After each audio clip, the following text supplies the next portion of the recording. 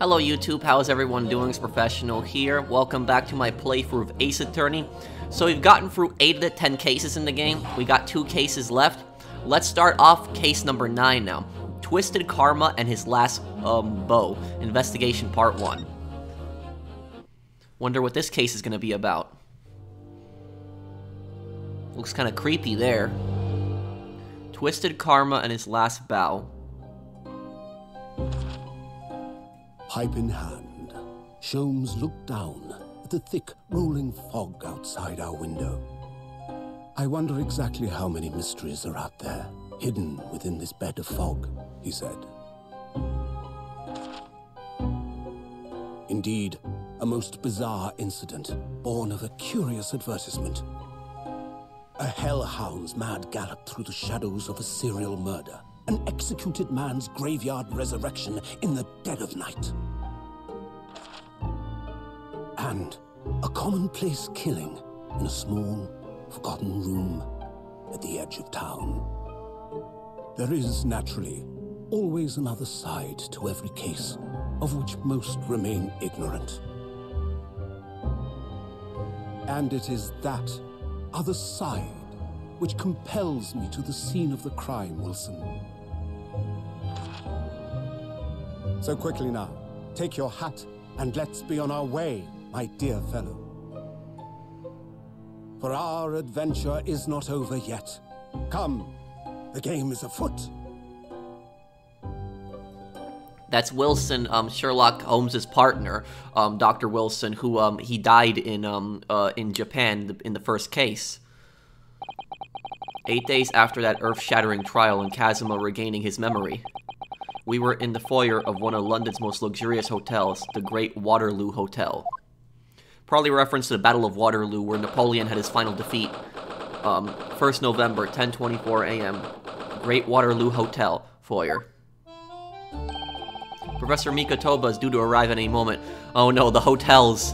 Because I remember in the original Ace Attorney game, there was also a murder in a hotel.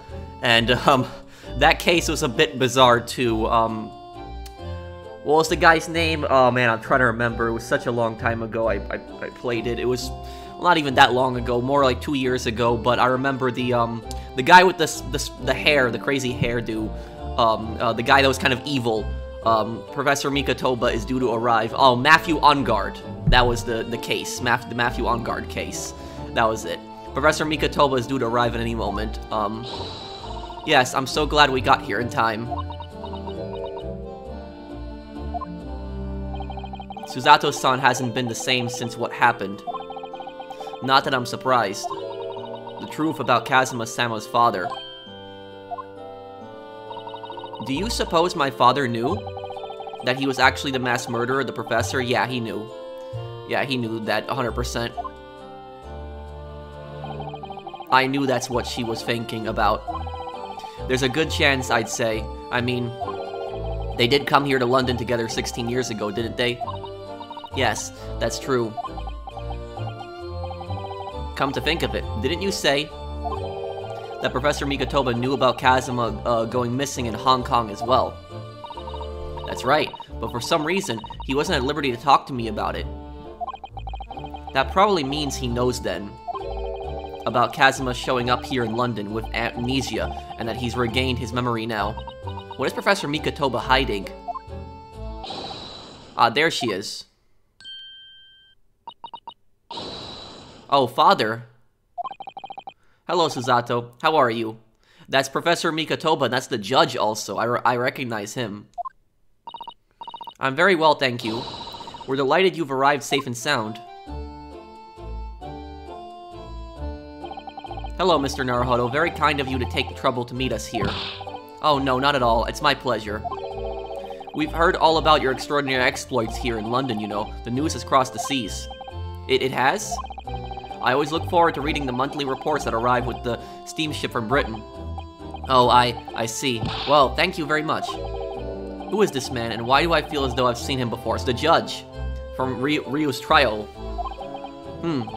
I take it from your expression that you can't quite place me. In that case, how about a little reminder, Shishiro? A firm tap should do it. Yes. Firm tap, what? Here we go, then. I hereby pronounce the defendant, Ryunosuke Naruhodo, guilty. Ah. Oh. You're...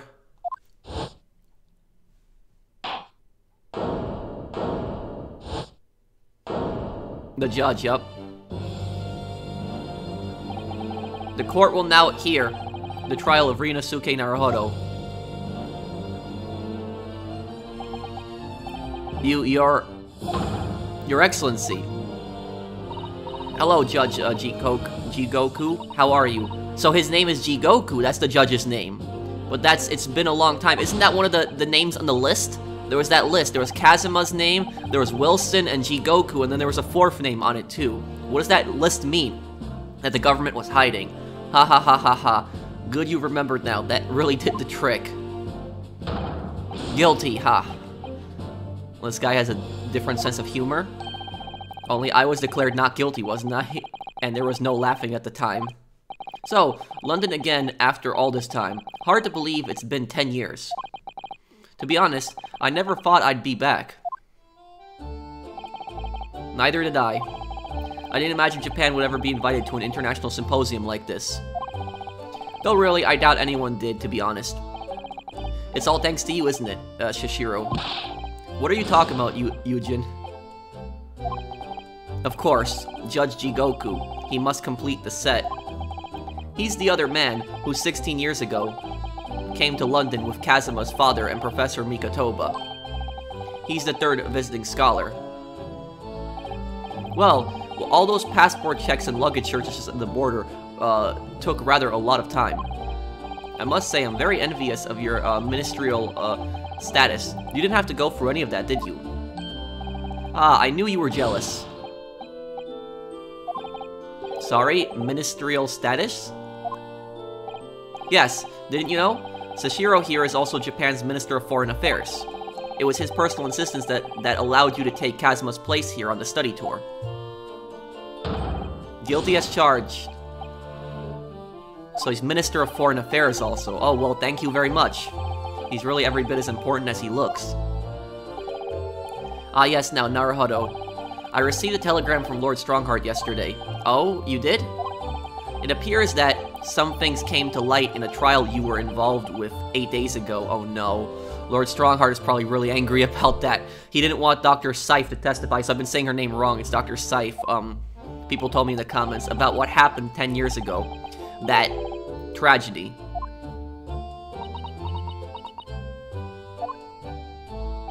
Yes. Could you tell us any more about it? Your journey from Japan. So, how was the voyage here? Well, 50 days at sea is a long time by anyone's standards. But it wasn't as bad as when we first came 16 years ago. No, that's true. Then I truly wondered if we wouldn't be drifting in the vast ocean for the rest of our lives. This time, we followed the same route as you, so we were able to relax and enjoy the experience. Ah, so you stopped in France's beautiful capital, Paris. We did, yes, though only for one night.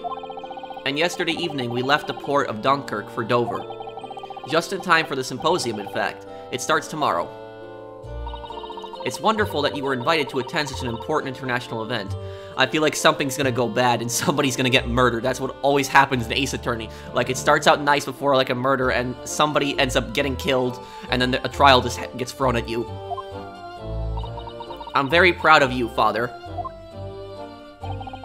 It's thanks to Shishiro here 16 years ago. He managed to ingratiate himself with Britain's Attorney General. I'm sure that's why he was invited, and I suppose you could say I'm something of an apprendage by default. Speak for yourself, Eugene. You were close friends with the professor of forensic science at a major hospital. Yes, well, I'd rather not dredge all that up, really. No, there's been a lot of water under the bridge since then, but it doesn't bring him back. Kazuma's father, I suppose. I want to hear this. The professor, the killer who took the lives of 5 members of the British aristocracy, was actually Kazuma's father, wasn't he? That's correct. Genshin Asoji. Genshin. You knew, I presume, Father. Yes, he was a close friend at the time. Genshin came to Britain as a police detective. He was studying investigative techniques at Scotland Yard. I've never understood what drove the man to commit such heinous acts. It was a closed trial, so the public never knew the truth, and he was executed with little ado. But we know he wasn't executed completely because he rose from the grave. To this day, very few people know what really happened, even in our homeland. But what about Kazuma? Did he know? Did he know the truth about his father? No, of course not. He was told his father passed through sickness. However, I suspect he may have had his doubts. Oh, why? As you know, I tried to guide Kazuma growing up as if he were my own son. Then one day, he came to my office at the university and said, I've decided I want to travel to Great Britain and study there. Do you think he wanted to come here to investigate his father's death? I don't know. But when I looked into his eyes, I did know that there was no way I'd be able to stop him.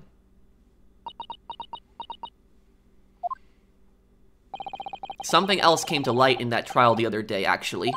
Oh? What? Well, having disappeared in Hong Kong and been missing for almost a year, Kazuma since turned up here in London, working as the apprentice of Lord Van Zieks. What? What? That's news to us.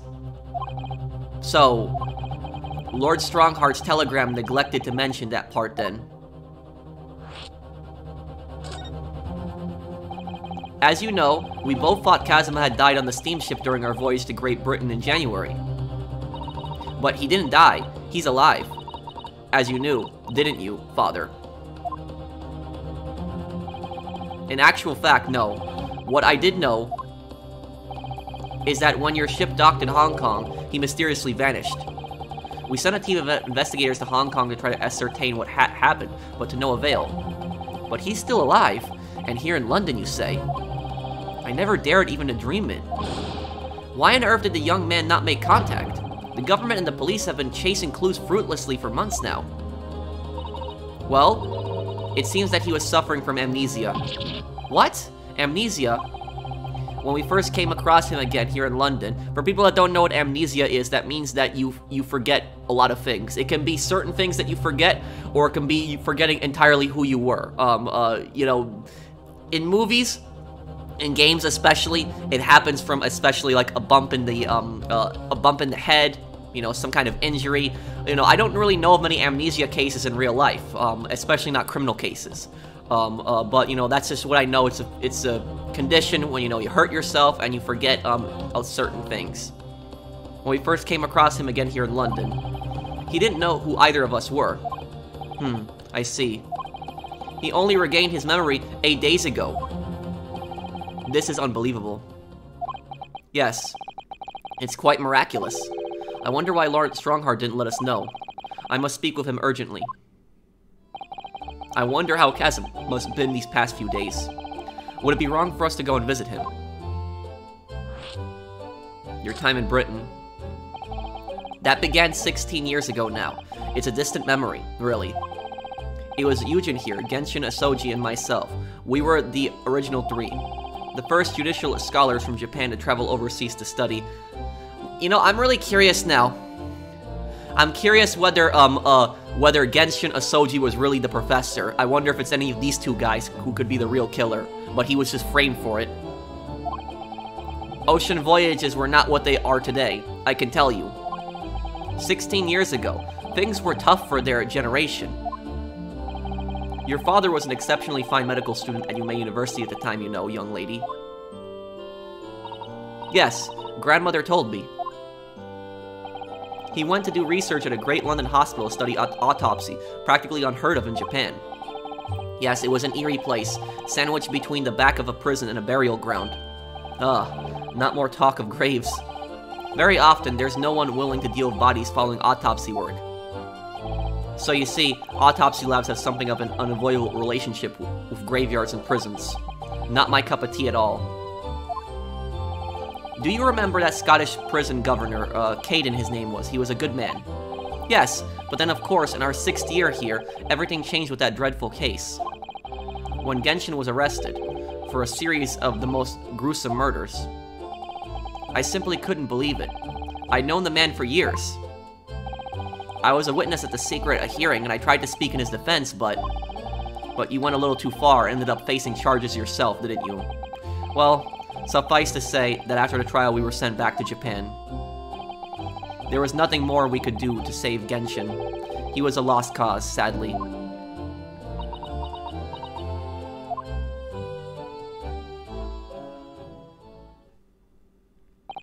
Well, if you'll excuse us now.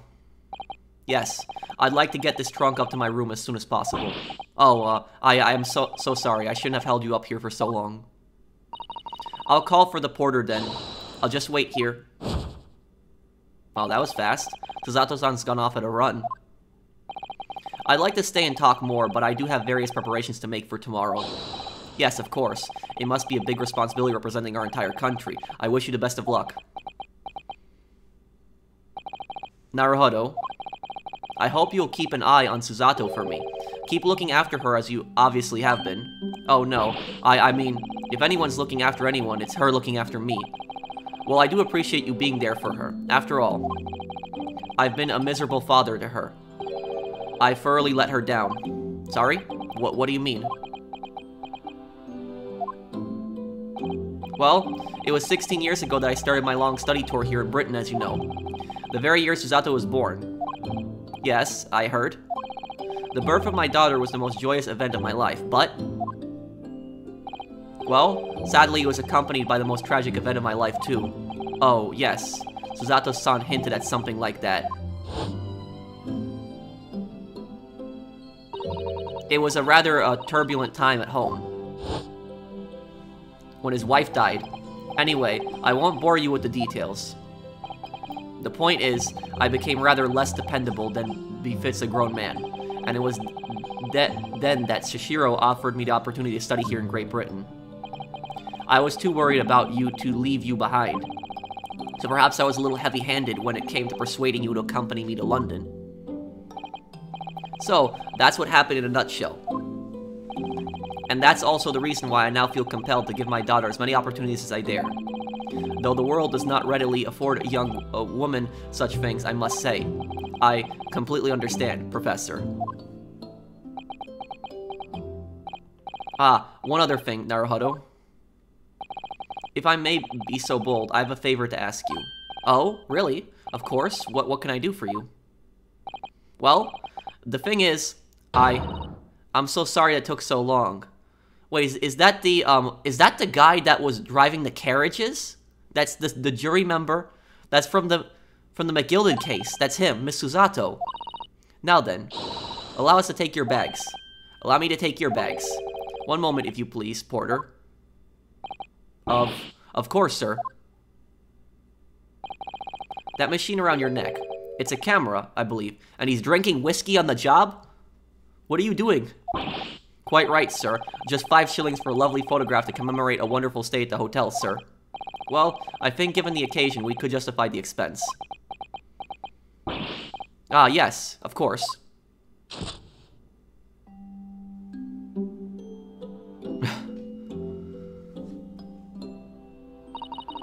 I'd like to thank you for coming with me, Mr. Naruhodo. It's really made Father very happy, I think. Oh, well, I'm pleased then. But we were interrupted before. Professor Mikotoba was about to ask me something. Shall we return to Baker Street then? I expect Iris will have some delicious tea waiting for us. Yes, let's go. I'm getting more and more anxious about Kazuma, though. Perhaps I'll try to meet with Lord Strongheart later and ask after him.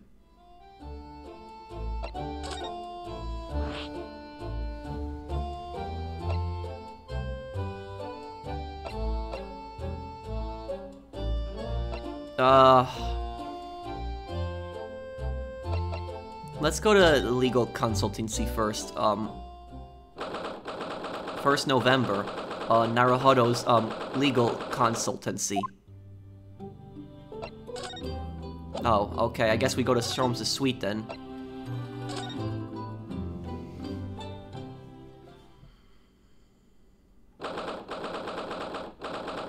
First November, Sholmes' suite.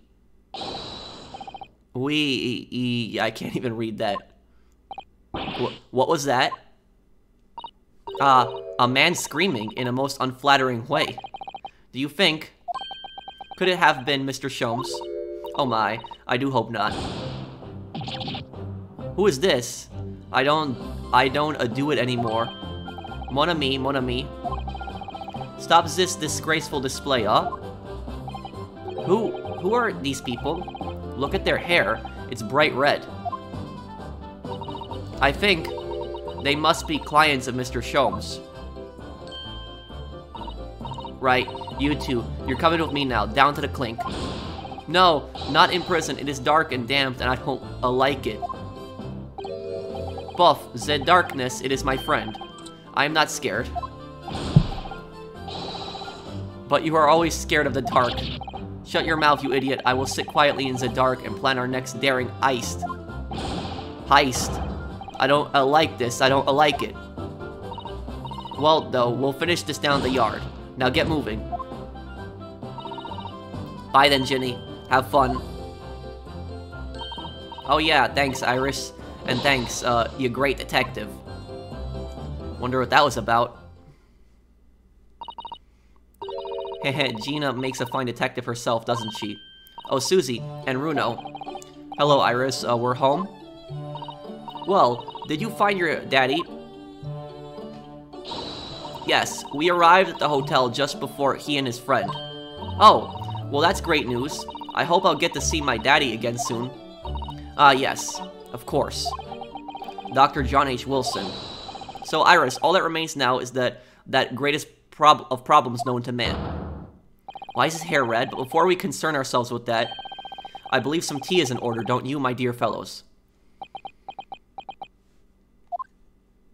Damn, what is his hair? Is something wrong, Mr. Naruhodo? Do I have a crumb or such like on my face? The hell is wrong with your hair? Not so much on your face as on your head, I'd say.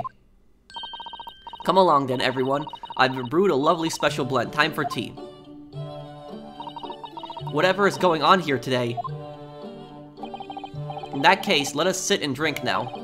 For I am, in fact, expecting a guest later today.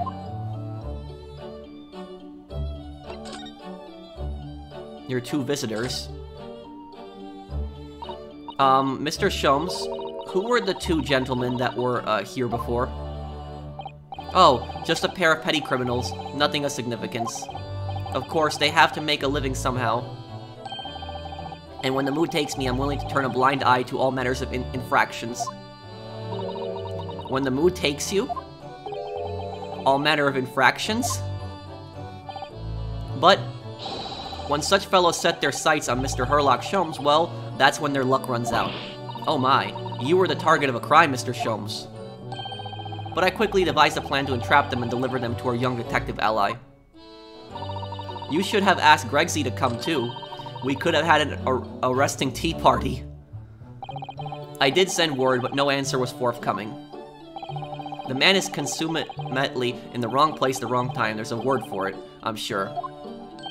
Aha, I have it. A bungler, that's the word. It's a good job he's not here to hear you say that. So those red heads have been up to no good. I wonder what the men did. Some kind of heist. The greatest problem. What was that about the greatest of problems known to man that you mentioned before? Is it another fiendishly intricate case, Mr. Sholmes? How should I best explain it? Are you aware of the theory of evolution by natural selection, perchance? Charles Darwin? Well, I think I've heard talk of it somewhere. Possibly. It's a revolutionary scientific theory that was newly proposed 40 years ago now. According to its author, Mr. Darwin, I was right. We humans were once apes who lived in the treetops. No, that's not That's not what evolution is. It's the idea that humans and ancestors had shared, humans and apes shared a common ancestors hundreds of thousands of years ago. That's what the theory of evolution is. It's not that people came from apes, it's that humans and apes shared a common ancestor thousands of years ago, and that common ancestor is where people came from. Wait, what? We were apes? Indeed, and from that very moment, those apes descended from the canopy to live as humans. It has been our lot to be at the mercy of the greatest problem known to man. Our lot? What is this great problem, Mr. Sholmes? Why, is it not obvious, my dear madam? The problem of rent. Rent? Ha. But, did you not receive a rather large sum of money from Madame Tussbells only the other day? Sir, a large sum? One potted herb for Irish and a new motor car for me later, and all of it has quite disappeared, I assure you. Well, enough for a car? Like, in this time period, only really rich people drove cars, and the cars were like garbage in this time period, even then. They were made to be run on paved streets. They were very complicated to drive. They had all these weird mechanisms. You know, I think it'd go like 10 miles per hour max. Honestly, Hurley, you know you squandered it. Yes. Well, anyway, 2 days ago, I discovered the answer to man's greatest problem, for the coming month at least. And what was the answer? Why, there is a substantial clue. Before your very eyes. Don't tell me. Let me see. Humans are sorry creatures, unable to see what is in front of their noses. Let me give you some assistance. Don't look, but observe me very closely. What does that mean? There's one particular feature about my person that's changed. You should notice it in the end, I think. Your hair? In the end? It's been stabbing me in both eyes right from the very beginning of our conversation. I think we might need another clue before we uncover the full answer, Mr. Naruhodo. Thanks for the hint. I'll be tearing my hair out if this charade goes on much longer. The lie you told. Mr. Sholmes, isn't it about time you told us the truth? Just over a week ago, you said to us, I will now tell you something of the first importance, my dear fellow. Great detectives are wont to lie. It will serve you well to remember that.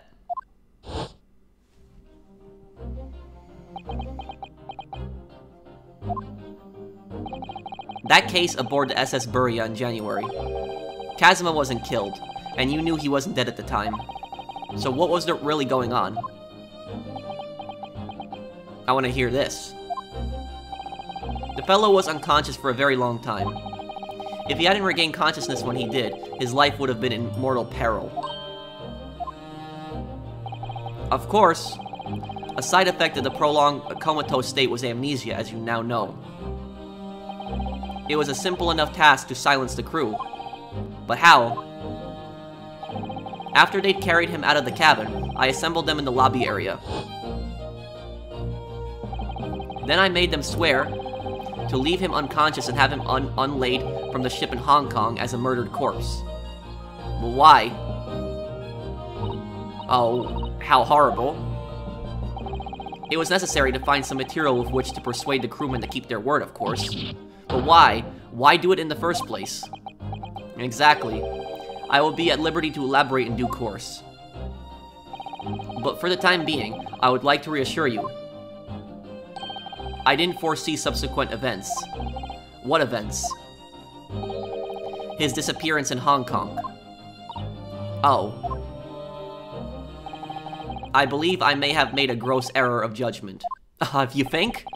Mr. Sholmes.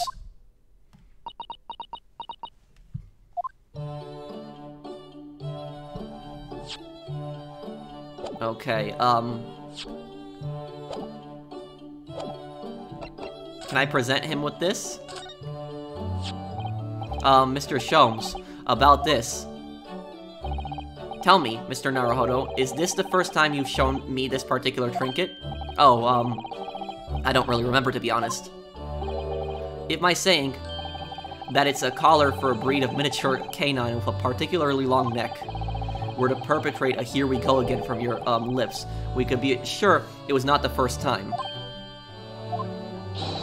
Deduction, you see, my dear fellow. Deduction. Okay,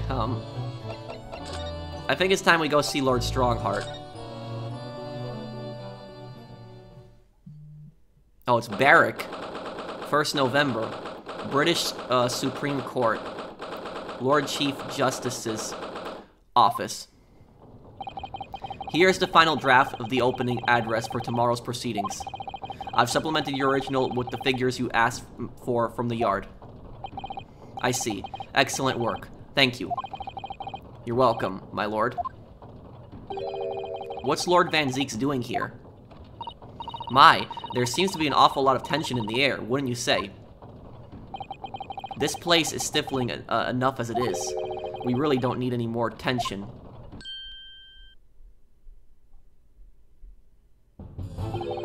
My apologies. I didn't notice you come in. Your small stature and dark dress make you all but invisible to me. Oh, no, it's entirely my fault for wearing black, I'm sure. From now on, you must dress in white from head to toe whenever you come here. Now then, Mr. Naruhodo. Yes, my lord.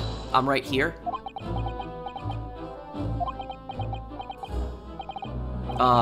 Kill me now. Is something wrong? Perhaps it's a little too hot in here for you. Oh no, not at all. I mean, I've never experienced a room at such a perfect temperature.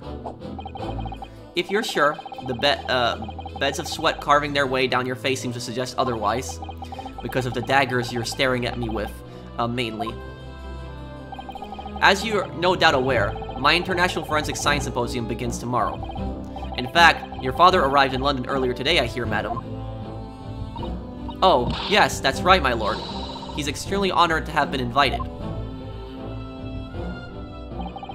I'll leave the remaining preparations for the meeting room in your capable hands then, Lord Van Zeek's. I will attend at once. I wonder what that was about. He gave you a very cold stare as he left, didn't he? I know, but I haven't done anything. Have I? These past few days, my feet have barely touched the ground, I must say. My dedicated right hand of many years was recently put out of action in spectacular fashion. Oh, I'm sorry to hear that. Is your left hand still of service? That's not what he's talking about. He's talking about Dr. Scythe. Mr. Naruhodo, he's talking about Dr. Scythe. Oh my god. She literally predicted what I was gonna say. How many times have I done this already in this game? Of course. I'm terribly sorry about that. I was just, Fear not. You've done nothing wrong. Dr. Scythe's own wrongdoing precipitated the situation. But I wonder if he knew. Because this cover-up was too big. That somebody like the Lord Chief wouldn't know about that. I feel like he knew about that cover-up with Dr. Scythe. You needn't concern yourself with it any further. That would be a lot easier to do if it weren't for the piercing stare you've given me. Lord Van Zeek is doing an admirable job of holding the fort. Though, disturbingly, his apprentice has been missing since yesterday. Missing. What's become of Kazuma-sama now? The Forensic Science Symposium.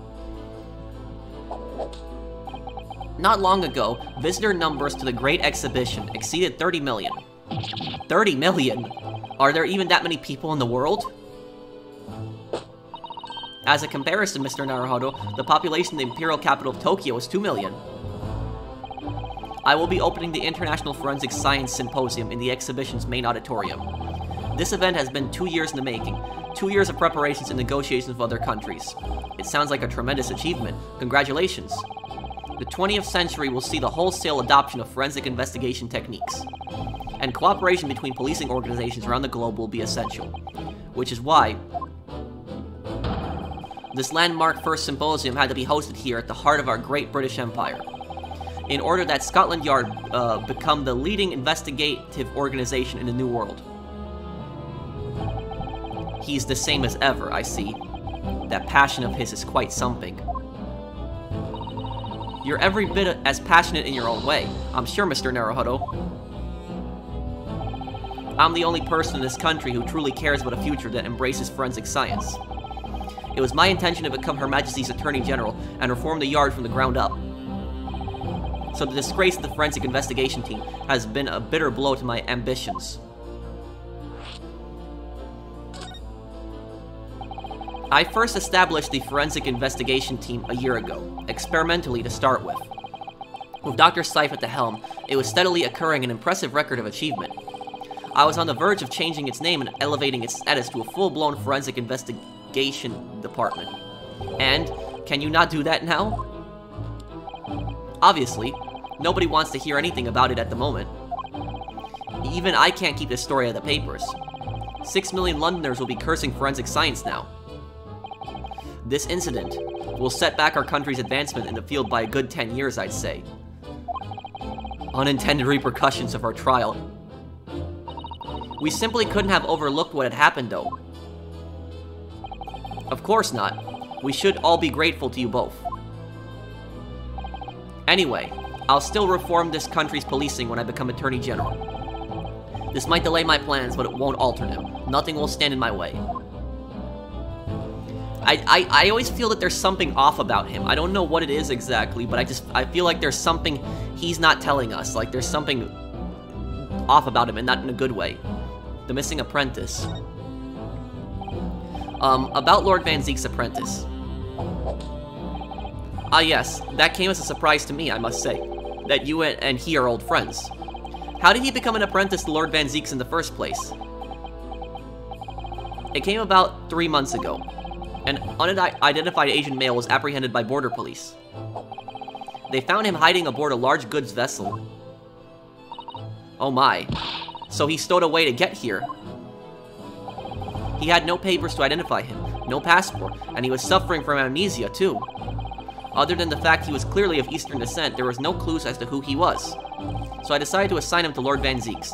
That way I could keep an eye on him. But then, why the mask? Yeah, exactly, like, there's no way he didn't know who Kazuma was. You're telling me that somebody, like, illegally stowed into, like, Britain, you find this guy, and then you assign him to the head prosecutor, literally, to be his apprentice? Something doesn't add up here. But then why the mask? I didn't want to burden Lord Van Zeek's with tiresome explanations about why he had an Eastern apprentice. Because it would be so much easier to explain why he was wearing a mask. He's proving to be a great help to Lord Van Zeek's. I have high hopes for his future. By the way, do you know where he's gone? No idea, but I believe he's left London for the time being. Oh. I take it you also didn't know that the man's father was one of our country's most infamous criminals, I mean. Genshin Asoji. Kazuma's father's crimes. What we learned from that trial 8 days ago was a huge shock. Finding out my friend's father was, yes, Genshin Asoji. The professor case 10 years ago caused a great stir here in Britain. They were such awful murders, and unprecedented, using a ferocious dog as a murder weapon. That's right, because the professor's serial killer used a dog to rip people's throats out. It was pretty gruesome. And no one would have believed the culprit was a foreign student invited to study here by the government. How did they catch him? That's what I want to know. So the true identity of the killer couldn't be made public then, and can't be made public now. Nobody in your country knows it was him, and neither do the citizens of London. The main motivation was to avoid aggravating relations between our two nations at the time, I understand. Correct. However, it has to be noted that there were some supporters of the professor's apparent cause. What? Supporters of a mass murderer? The majority of the man's victims were a blight on the aristocracy of the day. Somewhat ironically, their deaths actually benefited society as a whole. So he killed bad people? But Barrick's brother wasn't a bad person, or was he? Or so a fair few thinkers in London believed anyway. Right, I see. But it was still murder, wasn't it? The aristocracy were basically a class of elites that had lived in Europe for hundreds of years. They existed since the Roman times, but they started growing during medieval times. So when the Roman Empire collapsed, the aristocracy gained a lot of power, and they gained power by building manors and trying to protect peasants. But the thing is, though, the aristocracy were notorious for abusing peasants. They took advantage of peasants all the time. They would abuse the system of government. They paid very little taxes. They treated anybody that wasn't an aristocrat badly. They would treat you like crap if you didn't come from the right family. So that was just the what the aristocracy was like for hundreds of years. The French Revolution changed the aristocracy though completely, and then the French Revolution toppled the aristocracy's power in France, and then the aristocracy didn't lose all of their power in Europe until the end of World War I. That's when they really lost pretty much all their power. It seems very similar, doesn't it, to the idea of the Reaper of the Bailey. In a way, it does.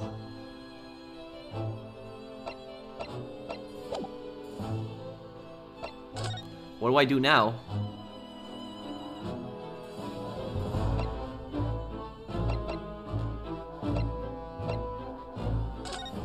Are you sure we've asked everything we can? I've already asked him everything that I can, so I don't know.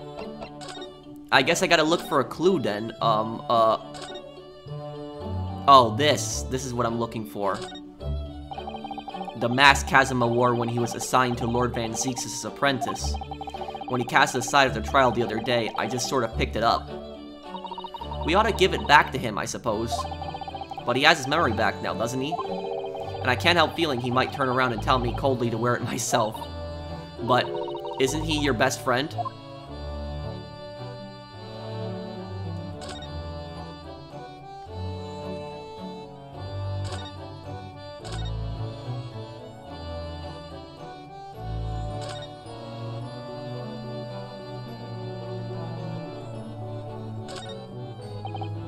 I asked Mr. Shome's curious collection of trinkets from the various mysteries he's solved.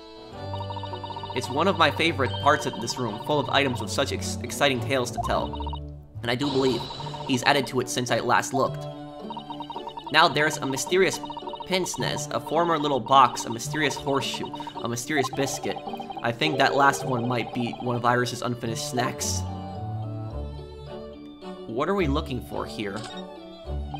I do like this fireplace. It's one of the best things I've seen since we arrived in the country, in fact. Although, I do yearn for a Japanese kotatsu. Putting your legs under a warm blanket at the table is so comfort. Do be careful, Mr. Naruhodo. Don't mistakenly put your feet into the fire, will you? You would suffer terrible burns, you know. Think more than that. I worry sometimes about how Susato-san sees me. Okay,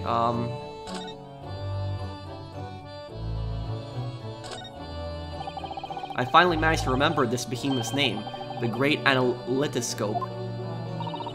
I don't think it was here when I left for Japan, was it? Oh, is that right?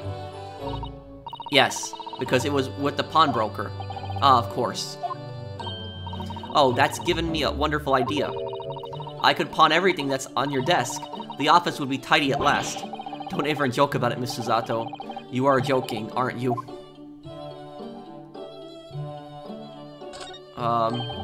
This is Mr. Shone's famous violin. The one he found, being sold for a song at pawnbrokery. What's it called? A shoddy something. Oh yes, this wonderful instrument features in the adventures of Herlock Sholmes. It's a world-famous Stradivarius. What? Stradivarius, Mr. Naruhodo. Stragivor. Are you even trying now? We'll come back to this another time, I think.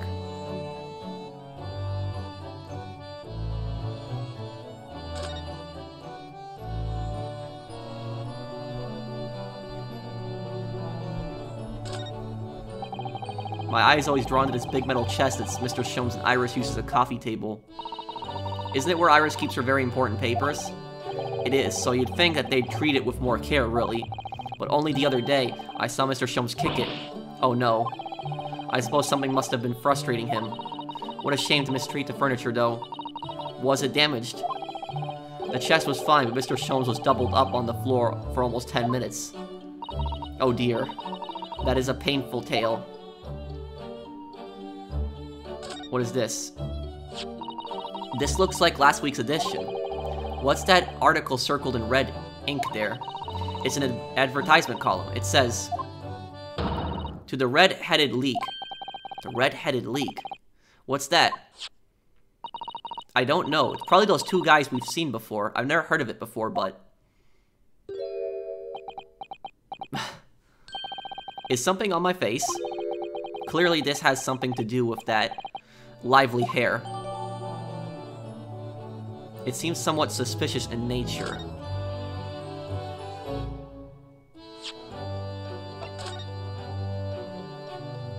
To the Red-Headed League, on account of the bequest of the late Ezekiah Hopkins of Lebanon, Pennsylvania, USA, there is now another vacancy open which entitles a member of the League to salary of £4 a week for purely nominal services. All red-headed men who are sought in body and mind above the age of 21 years are eligible. Apply in person on the morning of the 31st at the large park on Lime Street. Get 4 per week if you are a redhead. A most fantastic money-making opportunity. Something's wrong here. It's weird. You show up there and they pay you for having a red hair? Let's present this to him. It looks as though someone circled an advertisement in this paper, Mr. Sholmes. To the Red-Headed League. Does that strike you in some way? I was thinking that just maybe it might be related to your bright red hair.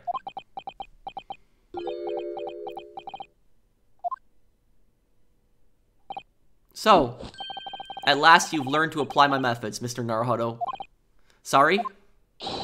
In the first instance, and quite indispensable, observation. Believe me, I could have seen that hair with my eyes shut.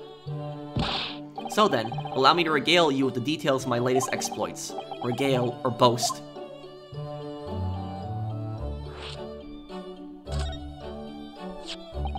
So what is the Red-Headed League, which seems to be the subject of the advertisement you circled? You noticed it in the paper, then? That, my dear fellow, was going to be the source of this month's rent payment. It was. How? According to the advertisement, the Red-Headed League is a distinguished institution of fellows of unspecified governance. In fact, the only condition for becoming a member is having red hair. That doesn't entirely surprise me. But listen to what the lucky redheads receive once they join. An unconditional salary of £4 a week. Oh my, £4 a week. Let me look this up here in 1880s, let's see.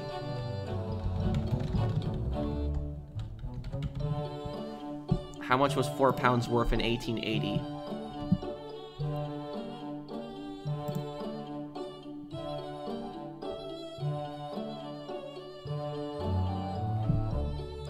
Okay, it says that £5 would be worth about 617 pounds today. That's the equivalent. So that's a lot of money for just showing up with just red hair. There's something off. Something's wrong with that advertisement. There's something suspicious there. But why? Why are they what are they paying people for? That I don't know. No details are given in the advertisement. But surely every redheaded person in the country would be flocking to join in that case. You're right, Susie. There's no time to lose. I'll put my application at once. So will I, just on the off chance. That might be stretching a point, I think.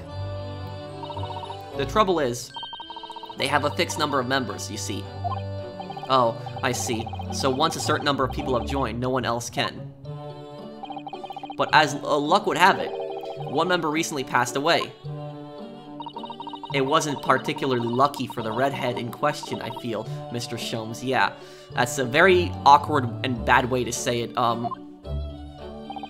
So you decided to try to join in his place? Correct. I mean, look at me. Have you ever seen such a red-headed fellow? No. So why? Why did it have to go so wrong? What? What on earth happened? A blunder, Mr. Naruhodo, though it pains me to admit it. Your blunder. What did you actually do to your hair, Mr. Sholmes? I'm glad you asked, Miss Susato. What you see atop my head is neither dyed nor a hairpiece. Then what did you do? I changed the color of my hair overnight. By the wonders of chemistry. Is it really a good idea to put chemicals in your hair? Chemistry. I was conducting some research into a method of rejuvenating spent tea leaves. And in the course of my work, I stumbled upon a potion that, when taken, turns one's hair flame-like red. Would you like to try it? It will make every hair on your body perfectly crimson. I think I'll pass.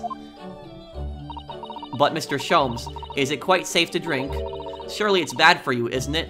Something that you drink and turns your hair red, that can't be good for you. Ah, amateurs are always hampered by such fears. Oh, I should never have doubted you, Mr. Sholmes. You mean to say... But of course. To earn 4 pounds per week, one must be prepared to turn a blind eye to a little danger. That degree of red signals more than just a little danger, surely. So anyway, Hurley left full of confidence yesterday with his new red hair for the park on Lime Street, where the Red-Headed League were interviewing prospective new members. So what went wrong? The whole park was choked with red-headed folk like a coaster's orange barrow. I queued for 8 hours solid before at last I reached the front. But when the panel of interviewers saw me, they immediately said, "Ah, Mr. Herlock Sholmes, are you in disguise to conduct an investigation?"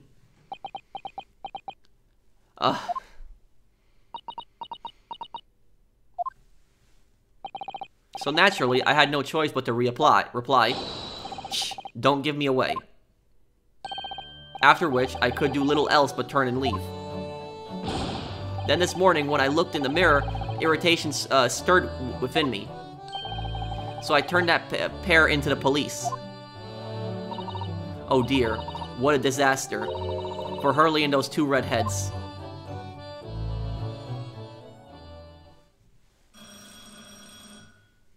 That's a doorbell or a phone? Aha! Here's my guest now, my latest client, with money to spend. Oh, I do hope it's an exciting case, Hurley. Remember, Iris, we are at present gripped by the greatest problem known to man. I must be willing to accept any case, no matter how unstimulating, save locating a runway, of course. Don't spare anyone's feelings, will you? Oh dear, I'm afraid that Hurley can lack a little tact, especially just before the rent is due. What was that? Mr. Sholmes, Mr. Herlock Sholmes, please, oh please. It's the juror. Juror number 2 from the previous trial? Please find my husband, he's run away.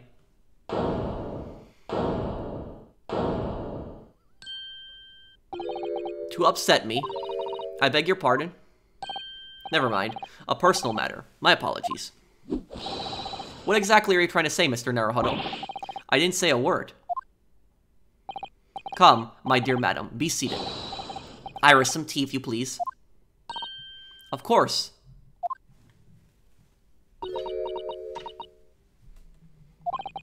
What's the matter, Miss Susato? Oh, it's just that gentlewoman. I feel sure I've seen her somewhere before. Yeah, she was the juror. Very recently. Yes, now you come to mention it. As I explained earlier, my name is Evie Vigil. I implore you to take the case, sir. Money is no object, simply name your figure. Money and wealth are of little consequence to me, madam. Being offered a case to solve is a reward enough. Oh, Mr. Sholmes, you are the picture of benevolence. I will of course make a mental note of your offer, however, for contingent reasons. I trust you'll remember your words also. If I might inquire, sir. This gentleman and lady would be... Oh, me. What am I about to tell you? I should like to communicate in the strictest confidence, you understand? These are my friends. I assure you, you may say before this pair anything which you may say to me. I see. I can vouch for the gentleman personally, after all. He's hard of hearing. Why did I ever get my hopes up?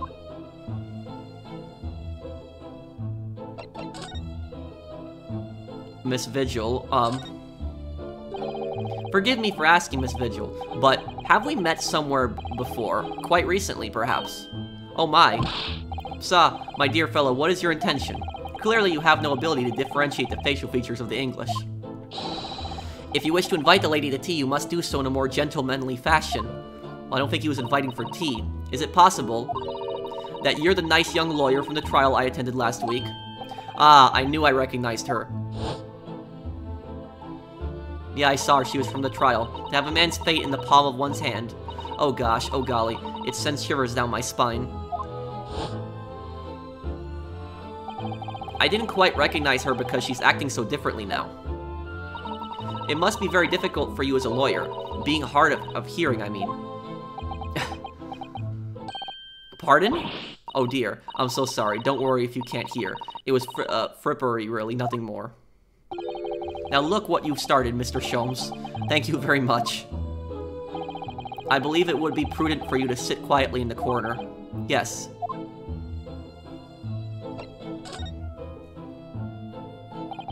Tell us about your husband, madam. Mr. Vigil, my Daly, is 40 years of age. I have a photograph here. An entirely unremarkable gentleman. By appearance, at least. How long have you been married? It will be 15 years this year. We have a cordial relationship, and my husband's income is more than adequate, so we live quite comfortably. As it would appear, I need only look at you to know these things. Oh gosh. Your dress is the latest style, your hat clearly regularly groomed, and your eyes are animated. In short, you have no inkling as to why your husband might have disappeared, correct? That's right. He's a kind man with a strong sense of loyalty, and he rather dotes on me. Which would point to the possibility that he has become embroiled in some incident or other. Oh, that is exactly what I fear must have happened, Mr. Sholmes. I'm quite besides myself. My husband's employment is somewhat unusual, you see. What does she mean by that? What if he's incurred some miscreant's ill will? What exactly is your husband's line of work? He's a warder at the prison. You mean a warden? A guard. Oh, a warder guard. That is somewhat unusual. But that they would live comfortably. And when he's a guard, you know, especially in this time period, that wouldn't pay too well. But she's dressed all fancy. So your husband is a prison warder. That's right, yes. Well, in actual fact, he's the chief warder. Okay, so that makes more sense. Indeed. I see. Well, chief prison warder certainly qualifies as something of a specialist occupation. Yes, it does indeed. My poor husband must prepare for those dreadful punishments and see that they're carried out. Dreadful punishments. Does she mean capital punishment? That's the death penalty, and at such times, he must occasionally spend a night or two in the prison dormitory. But for the extra responsibility, he is remunerated more handsomely than the other warders. Of course, we make no mention of my husband's work to the neighbors. Yes, I believe your prudence is justified. Tell me, at what prison is your husband engaged? Barclay Prison, Mr. Snow. That's the same prison where the professor was executed, and her husband oversees the executions? Really? Barclay? Oh, a fine establishment. You wouldn't say that about a prison. If I'm not mistaken, there is a large cemetery just behind it. Yep, that's where the professor was supposedly buried. Yes, that's correct. Lowgate Cemetery. No. Lowgate Cemetery, the very place we were discussing in court. That's unbelievable. Unbelievable, my dear fellow. And yet undeniable. Sorry, Mr. Sholmes, I'm afraid you've lost me. Ah, pay no heed, madam, pay no heed. A private matter. This can't really be a coincidence, can it? No, it's not a coincidence. Your husband's disappearance. So, to this matter of your husband's disappearance, when did you realize he was missing? Oh no. I just had I have a theory right now. I have a theory that her husband, since he oversees the executions, was involved with the professor case 10 years ago. And so her husband knew what really happened to the professor, and that he really wasn't dead. And I suspect that Lord Strongheart knew that as well. Lord Strongheart might have gotten rid of him in order to stop him from telling the truth or exposing the giant conspiracy, because I feel like there's a bigger conspiracy than just Dr. Scythe. I feel like Lord Strongheart knows something else about it too. So, to the matters of your husband's disappearance, when did you realize he was missing? His disappearance has something to do with the previous case, definitely. Please try not to laugh. It was yesterday. I'm sorry? Yesterday? That really is recent. Laughably so. The truth is, my husband does at times have occasion to spend the night away for his work. It's not at all out of the ordinary for him not to return home at night, but this is different. For him not to make any contact for a whole day, that has certainly never happened before. Oh, my dear Daly, whatever can have happened? My dear Miss Vigil, please, calm yourself. Now then, have you contacted the police? Why, naturally, but sadly, they refuse to listen to my place as my husband has only been missing for 1 day, that's right. Now, when an adult is missing, a lot of polices will not start to search for that person until at least 48 hours have passed. And sometimes those early hours are actually crucial. And the police's justification for this is they basically say that the person's a grown adult. They could be anywhere on their own. It doesn't mean that they're missing. But the thing is, the first 48 hours are very significant in finding a person, especially alive. And so, once that time passes, you know, the chances of finding that person, even alive, grows more slim and slim. I was asked to wait patiently at home. In truth, Miss Vigil, I concur with the police. However, let us not be hasty. I see no reason why we should not engage in any deductive powers to track your husband down anyway. Oh, thank you, Mr. Sholmes. And furthermore, let me assure you, a chance to solve the greatest problem known to man for another month has no bearing on my decision. I seek only to put a sweet smile on another Londoner's face. That's really all there is to it. You have my eternal gratitude. I shall pay any sum you care to mention. You seek only to put this sweet rent in your landlady's purse. That's all there is to it.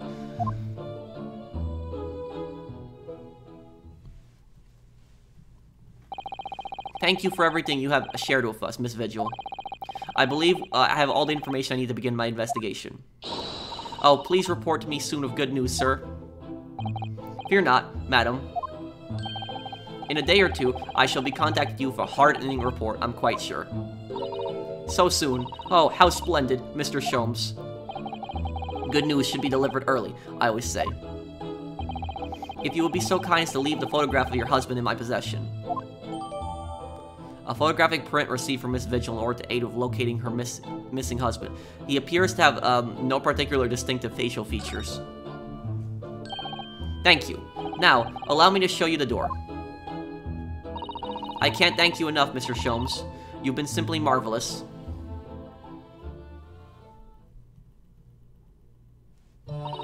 You know, I think it every time, Hurley. But how do you come out with such nonsense? Good news in a day or two? Are you sure? I can't be sure, of course, but then I didn't swear on it. I merely gave the good woman some hope. I hope to be able to give her some good news, one might say. After all, the rent must be paid by the end of the day tomorrow. If by that time I've successfully located Mr. Vigil, we shall be mutually relieved. Wouldn't you agree, Mr. Naruhodo? Don't look at me with those pleading eyes. Well, my dear fellows, did you hear the details of the case? Yes, my hearing is surprisingly good, actually. Excellent. And what did you make of it? Well, I was surprised to learn where her husband worked. At Barclay Prison, I mean. Ah, so you noted that. Of course, especially with the mention of Lowgate Cemetery. Yeah, that place. Lowgate Cemetery is at the rear of Barclay Prison. So it was renowned among us students at the university for being haunted by the ghosts of condemned convicts. Barclay Prison is where that notorious man was incarcerated. The professor. And now a warder from the prison has mysteriously disappeared. It would seem that's not a coincidence. And he was also involved in executions? This can't be a coincidence. It's all very peculiar. Indeed. But nothing you can't handle, I'm quite certain, Mr. Naruhodo. Sorry? Run along to the prison and see what you can, glean, would you? It's a prison governor you want. No doubt the man is equally worried. But, aren't you going to go yourself? Surely you needn't ask. I can't possibly be seen out with this hair.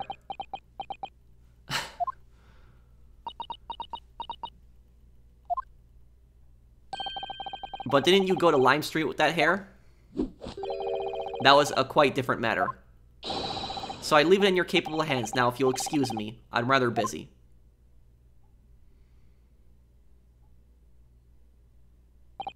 Of course you are.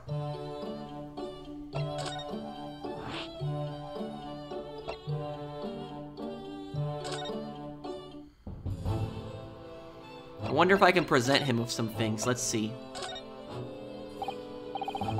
Oh. Yeah, he's not gonna recognize the newspaper. I'm the Lord Chief Justice. I'm not here to offer advice about evidence. Oh. Especially when the evidence in question is so dull. Ah, so that's the real reason. Let me, show him the picture of this Mr. Vigil. Maybe he knows him? Nope, he doesn't. Okay, skip this.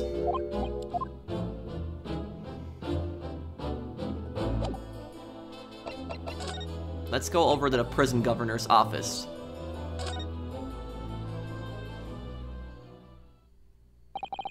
Barclay Prison is on the outskirts of London, backing onto a lonely burial ground. Its four higher outer walls loomed quietly before us in the fog. Having requested a meeting, we were shown to the governor's office in the watchtower. This is the prison governor's office? Damn. There's some... man, and that clock, it's a guillotine. That would cut people's heads off. This place is full of hardened criminals. I cannot remember the last time a civilian was doomed here. And you didn't want to talk to an inmate, but to me.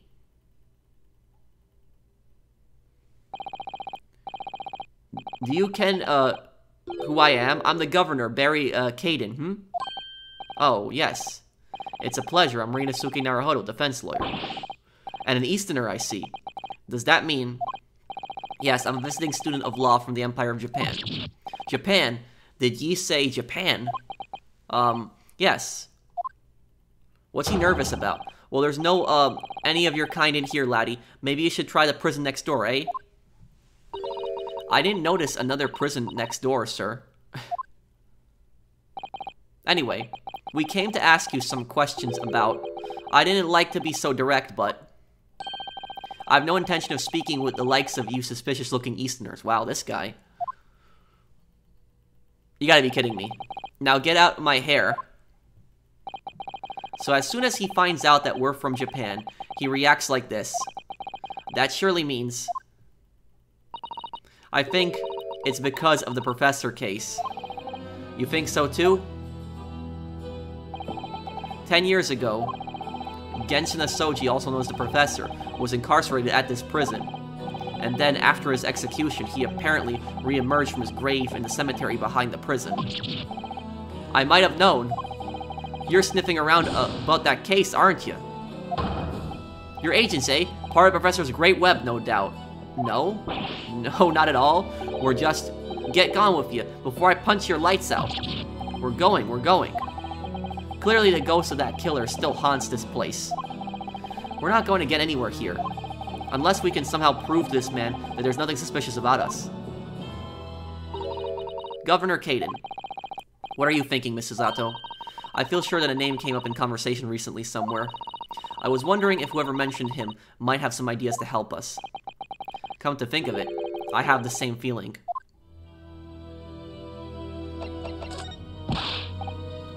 Okay.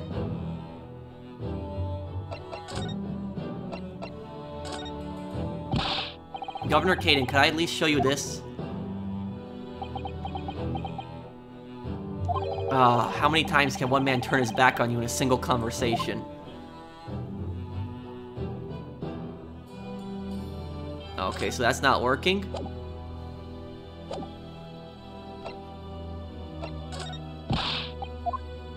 Okay, we could probably ask Lord Strongheart for permission.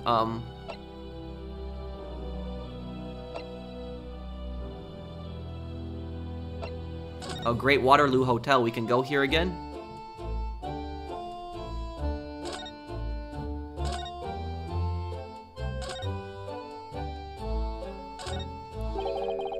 That's Professor Mikotoba over there.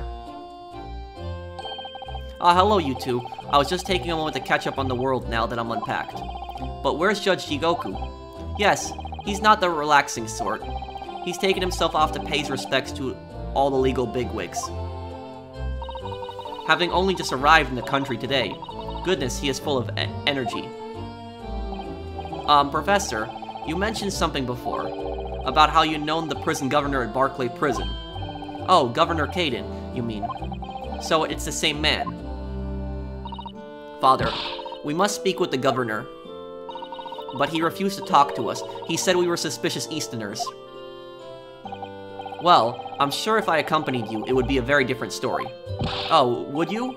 That would be wonderful if you have time now. Sadly, as you can see, I'm very busy at the moment. Busy drinking coffee on a comfortable settee. Now, I have rather a lot to prepare for tomorrow, you know. Oh, sorry, I didn't say that out loud, did I? You Mikotobas are alarmingly good at reading people's thoughts. Or could it be that you Naruhodos are alarmingly bad hiding your thoughts? What a comeback. Let's not fall out now, I have an idea.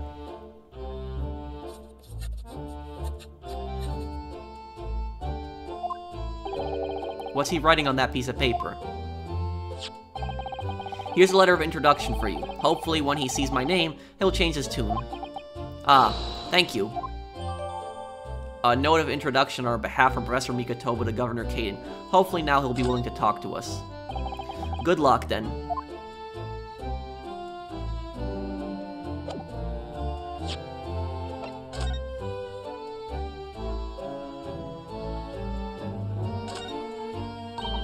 Oh, it looks like this is some sort of steamship ticket. He wrote it on the back of a ticket. I knew this was going to be somewhat important. The SS Bruce, first class cabin, 001. Yokohama departure, 11 September. London arrival, 1st November. Oh, that's the boat that Professor Mikotoba and Judge Jigoku came on from Japan, isn't it? Yes, I think it's called at Dunkirk on the north coast of France for a night before finally arriving in Dover. To think it's been almost a year since we arrived in Dover on the SS Buria. It seems a shame not to keep your ticket as a memento of your trip, don't you think? Yes, I agree. I have mine safely in my diary, and I keep mine in my wallet, so I have it with me at all times. Oh, well, how strange. Where could it have gone? Are you like this on purpose, Mr. Naruhodo? Did I imagine it, or was that comment accompanied by a little sigh? Okay, so that updated the evidence. It's important. Professor Mikotoba has wonderful handwriting, doesn't he? This dark-suited young man is not in the least bit untrustworthy. Is it just me, or does that make me sound extremely untrustworthy? I do wish he'd at least call you a nice young man. I'm really not sure that would help. Okay, let's go back to the prison now. Let's see if the prison warden is going to talk to us now.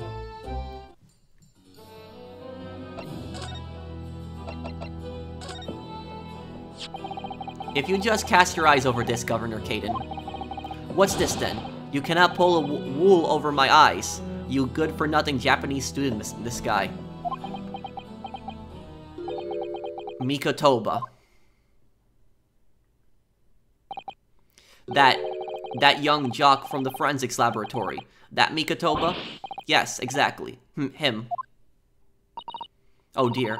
Perhaps I should have said something sooner. I'm Yujin Mikotoba, Yujin Mikotoba's daughter, Suzato. Jinx, you're the young man's daughter.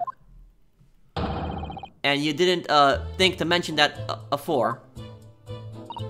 I do apologize. Aye, well, you'd best take a seat then. Can I offer you a cup of tea, perhaps? Well, now his attitude has completely changed. And didn't you forget to try one of, wee handful biscuits? His attitude has completely changed now. Your father's influence is nothing short of amazing. I'm bitterly regretting not announcing who I was from the outset now. So then, what can I do for you, Hen? Man, this guy's attitude has completely changed, flipped. Well, we're currently investigating a case. It's one of your warders, you see. He's gone missing. Missing? That's right. It's surely been reported to you as well, being the prison governor.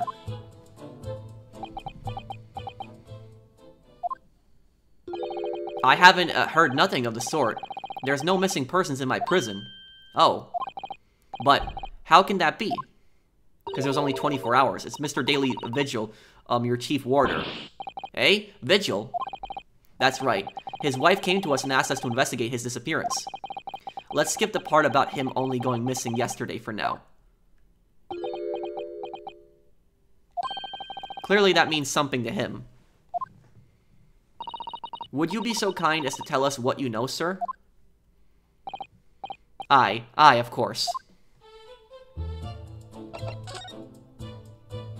Chief Warder Vigil. We understand that Mr. Vigil is the chief warder here at the prison. Aye, that he was. Strong sense of responsibility and dedication to the job, no doubt about it. He was a fine warder. Sorry, did you say was? Aye.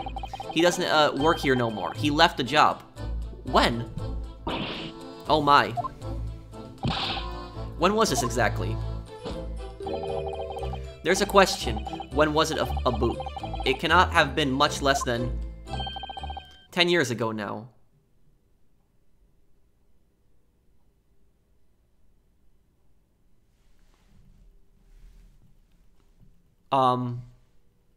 What? What did he just say? 10 years ago? Wait, and his wife said he currently works at the prison? So he's been lying to his wife that he's still working at the prison. So he has another occupation that he's not telling his wife about, but 10 years ago. Okay, this is 100% linked to the professor case from 10 years ago. 100% now. There is no doubt in my mind this is not a coincidence. 10 years ago, the professor, he was the one who oversaw the professor's execution 10 years ago. He knows something about it, and so he left the prison at that time. What? 10 years ago? He stopped working here 10 years ago. Aye, as I mind it. You know, Ken, I haven't heard the fella's name in all that time. That's a worry if he's gone missing, though. But Mr. Vigil made Miss Vigil made no mention of it. I think perhaps, Mr. Naruhodo, that his wife simply doesn't know exactly. I think she's unaware that he no longer works here. Governor Caden, can you tell us what happened? Why did Mr. Vigil give up on his job here? That's important, is it? Yes, I believe it may be. What are you thinking, Mr. Naruhodo? It has something to do with the I can't help wondering, given that it was 10 years ago. Yep. Ah. Which was exactly when the professor was being held at this prison.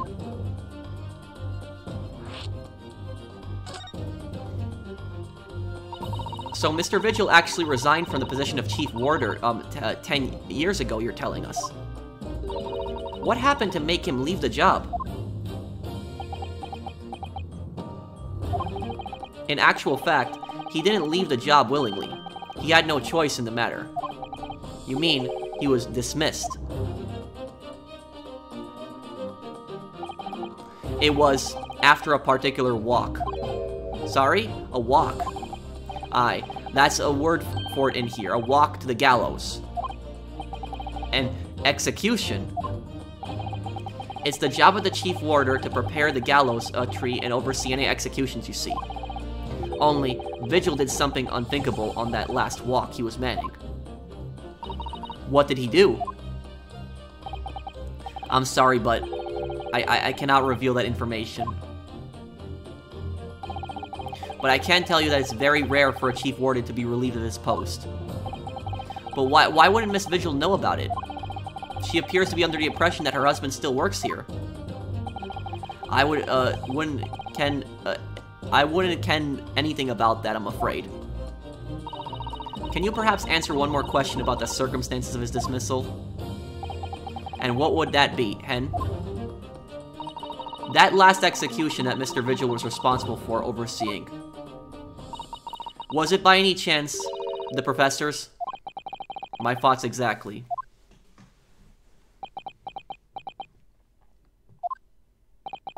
I'm sorry. I really am. But I'm not at liberty to answer that. Yeah, it was. When he says I'm not at liberty to answer that, you know it was. I see. Professor Mikotoba. My father came to Britain all those years ago in order to study forensic medicine. But you seem to have been well acquainted.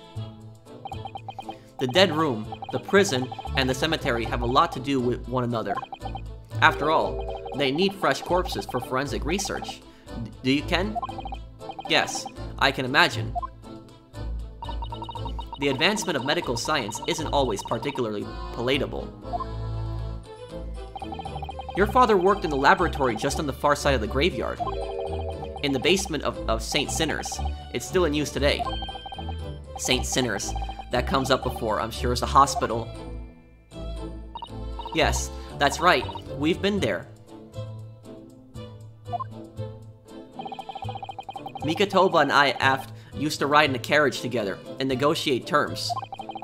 For more fresh material, I suppose. Aye, and we used to sit in here for hours and gab on about discussion and all sorts. Oh, it takes me back. Over a pot of tea and a plate of cuff biscuits, of course. How charming.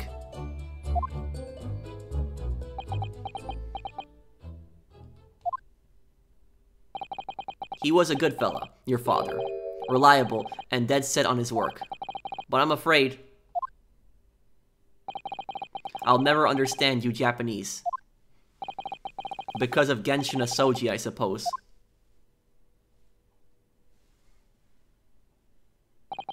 Well,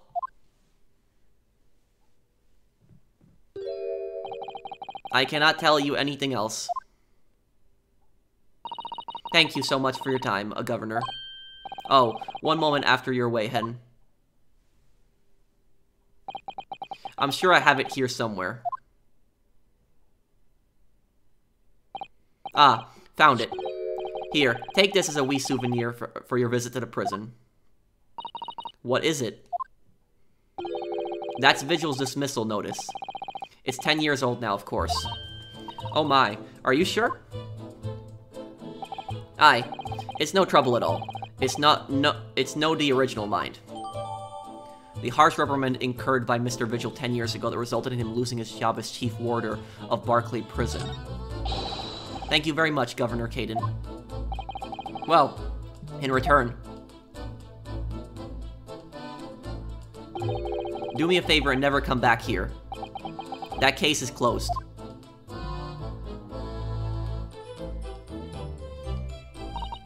Well, I think we ought to return to Baker Street for the time being. Yes, I agree. We need to report back to Mr. Shones what we found out about Mr. Vigil.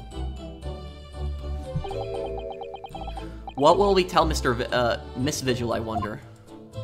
Oh, man. Yeah.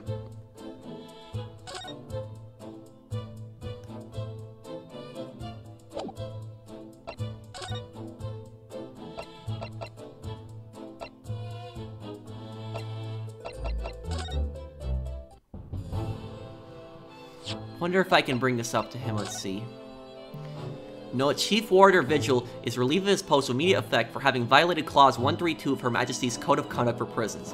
All rights to redundancy pay and other financial benefits are fully revoked. Reason for dismissal: aiding and abetting the escape from this prison of convicts just prior to his execution. Details of this escape are still being investigated. Full cooperation with the inquiries will be expected. He helped the professor escape?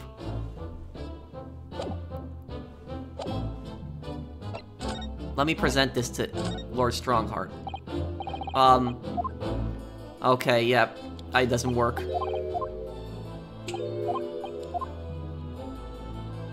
It seems this professor case is, like, really, deep in this.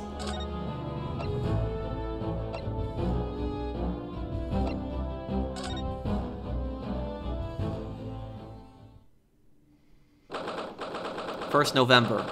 Sholmes' suite. We're back. Hello, you two. I thought you'd be back before long, so I baked some scones for us all. Ah, so that's what the delicious smell is. Greetings, my dear fellows. Oh, no. You returned a good deal sooner than I was anticipating. Hello, Mr. Sholmes. Hello, Mr. Sholmes. Say nothing. Your thoughts are written all over your faces any case. It turns out that it may have been advisable to test my hair color restoration tonic before application. Oh my. Pray, tell me, what of our warder friend? Have you garnered some new information? Oh, yes, something very surprising, in fact. Though it's not a patch on your hair, to be honest.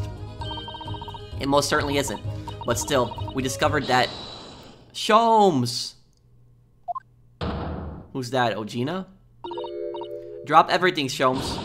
This is more important. Gina? I can't. Adam and Eve it. What? Is she crying? What's happened? Clearly a very grave matter indeed. For Miss Lestrade made no mention of my hair whatsoever. It's the boss. What do you mean? Inspector Gregson? The boss is... He's... dead. What? What? No. You gotta... What? What? They just found his body, shot with a pistol. What? Well, Naruhodo's saying exactly what I'm saying now. But... Inspector Gregson? He was murdered? No, not Gregsy. Come in, my dear girl. Tell us the whole story. What the hell is going on? The inspector's death. Are you serious, Gina? Inspector Gregson was... He was really shot? I don't know much about what happened myself yet. They're still there, investigating the scene. Where did this take place? A little rented room in a building full of flats on Fresno Street. The outskirts of town, nowhere near his home.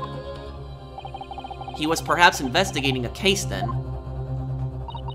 The thing is, no one at the yard knows nothing about no case around there. Oh, how strange. The boss was... He was so good to me. I know I ain't up to much yet, but... One day I was gonna show him I've become a proper detective. Oh, Ginny. The culprit. So who did this? Do you have any idea who the culprit is? They got him already. Already? They've caught the shooter so soon. Why do I feel this is gonna shock us even more now? Who the shooter is, or who is the shooter? A witness reported something was going on, and the boys got straight down there and took care of him. Who? What awful person did this? Don't tell me that it's Kazuma. I still can't believe it myself. Gina. Who did it? It was the Reaper. Barrick? Oh, great. Yeah, I was thinking this could be it. Barrick. Oh, man, what a mess. Though, wait a minute, you don't mean... They've arrested Lord Van Zeeks for it? That's right. That Reaper bloke's gone. And shot the boss. Okay, that did not happen. Lord Van Zeeks wouldn't murder anyone. You know, he is strict and ignorant, but he wouldn't kill someone. It's, he's being framed for this, it's obvious, so we're gonna be defending Lord Van Zeeks at trial, but who's the prosecutor gonna be? Is it gonna be Lord Strongheart? Oh man, this is a giant mess. What just, this is just, oh my god, oh my, this is just, no, Lord Van Zeeks.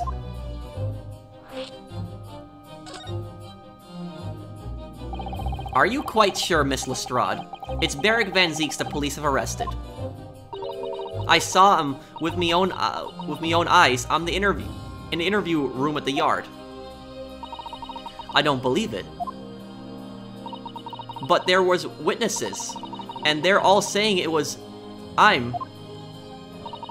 So you mean there were actual multiple witnesses? That's not good. They heard the gunshot, apparently. And when our lot got to the scene. Now, in the original Ace Attorney game, there was actually a very similar case. Well, I don't know how this case is going, but there was a similar situation in which the prosecutor was actually accused of a murder. And you had to defend the prosecutor that you fought against in several cases. You actually had to defend him. So it looks like this is the same thing's gonna happen again. There was only the boss and the Reaper bloke in the room. Well, it could have been a sniper, or somebody that shot from outside the room, but there's no way Lord Van Zeeks would have taken Gregson's life, exactly. I just don't believe it. I don't believe it either.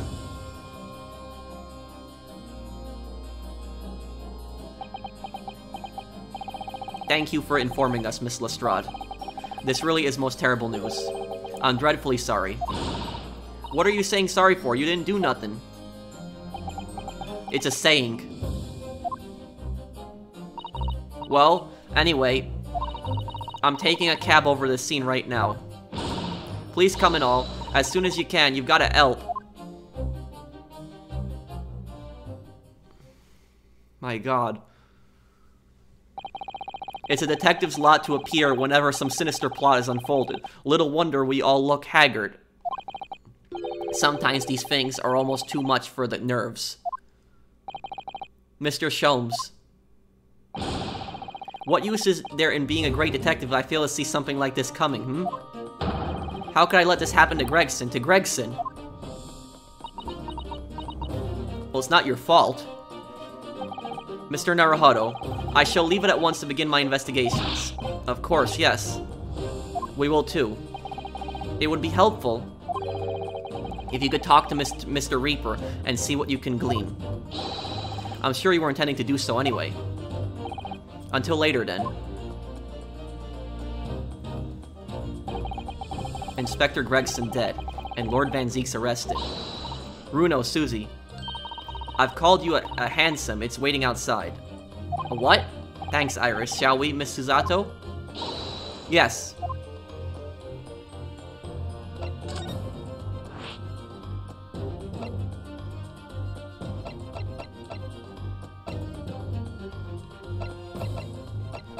Okay, let's go to the scene first.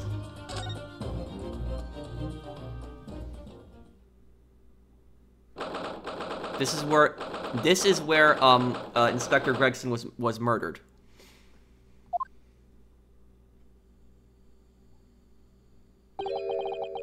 This really isn't out of the way part of London, I doubt. Many people find their way down this back street. So this dust-ridden rented room is all where it happened then. So this is where poor Inspector Gregson lost his life. Yes, and the police are already hard at work investigating, it seems. I don't see Mr. Sholmes anywhere, though. Perhaps his investigations have taken him elsewhere. Oh, what do you think you're doing there? Every one of them drawers has got to be right out so you can look underneath and all. I want the space above this ceiling checked, and don't forget to look inside the chimney stack, too. Blimey, ain't you lot never gone over an house looking for dough when the owners are out of town? Gina's obviously got some unique investigative techniques she wants everyone to adopt. Oh, So you've turned up at last. Mind you, I ain't been here long myself. Hello again, Gina. Sholmes has only just left. You're lucky you missed that. He went prancing around in here, pointing at stuff and flicking that ad of his, and then just scarpered. Oh, he's finished investigating already, you mean? Yeah, he didn't stop and say nothing to no one, not even me. Gina, would you mind if we investigated too?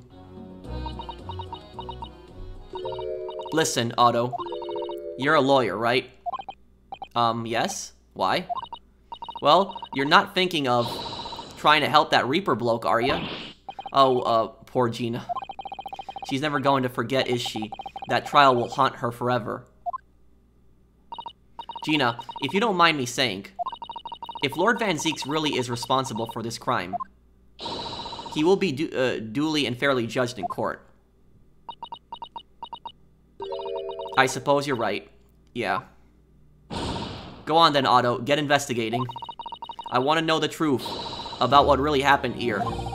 Thank you, Gina. Let's examine and we'll come back to talking to her, too. This place is like a rundown, like, abandoned apartment. Like, why was he here? An empty fireplace makes a room feel even colder than it would be otherwise, doesn't it? It's thick with dust, look. I think it would be fair to say it hasn't been used in a very long time. In other words, whoever lived in this room must have been extremely hardy in cold weather. Or nobody lived here at all, and merely visited when the occasion arose. I wouldn't like to say which is more likely. No, that's right. It's one or the other. Okay, who is this a picture of here? Oh, it's a photograph stand. I suppose it must be a picture of one of Inspector Gregson's family members. Ah. What's that matter? Your eyes look like they're about to pop out of your head. They are, look. Mr. Naruhodo, quickly. Wait. That's her. That's the client that Mr. Sholmes had. Why do I feel like this woman is familiar somehow? Of course she's familiar. We met her only this morning. Aha. It's Miss Vigil. This makes no sense. Why would there be a picture of Miss Vigil in here? To be frank, I don't think I've ever been more stumped. I'm sorry to say, I have no idea either. Photographic print of a smiling Miss Vigil in her younger years. It was found on a desk at the scene of the crime.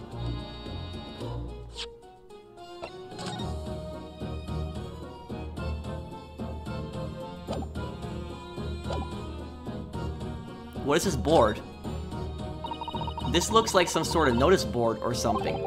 And it's absolutely covered in scraps of paper. Ah, Mr. Naruhodo, look. This, you mean. It's an autopsy report, isn't it? And these are case notes here and details of prison inmates. Yes, in fact, they're all the sort of documents that only a detective can normally acquire. What on earth went on in this room? Some old newspaper cuttings. And this one here. I feel like this is gonna be my favorite case so far. Oh yes, the advertisement you mean. To the Red-Headed League. That's also there, but why? What's that doing here? Whoever occupied this room was clearly interested in it for some reason.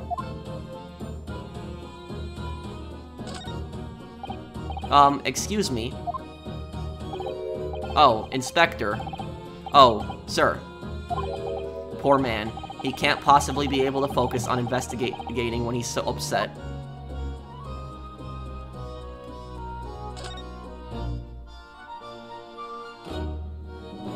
The gun. This is presumably the murder weapon, then. Oh my. It is real, I suppose. I think so. Guns are so rare in Japan, I really know very little about them. There's one way to know for sure, Mr. Naruhodo. Fire a shot. No. No, thank you. No. If I did that, I'd be looking for a skilled lawyer to represent me in court. Slightly safer just to ask someone who might know, I think. The murder weapon that was found at the scene of the crime on Fresno Street. Probably best to avoid handling it.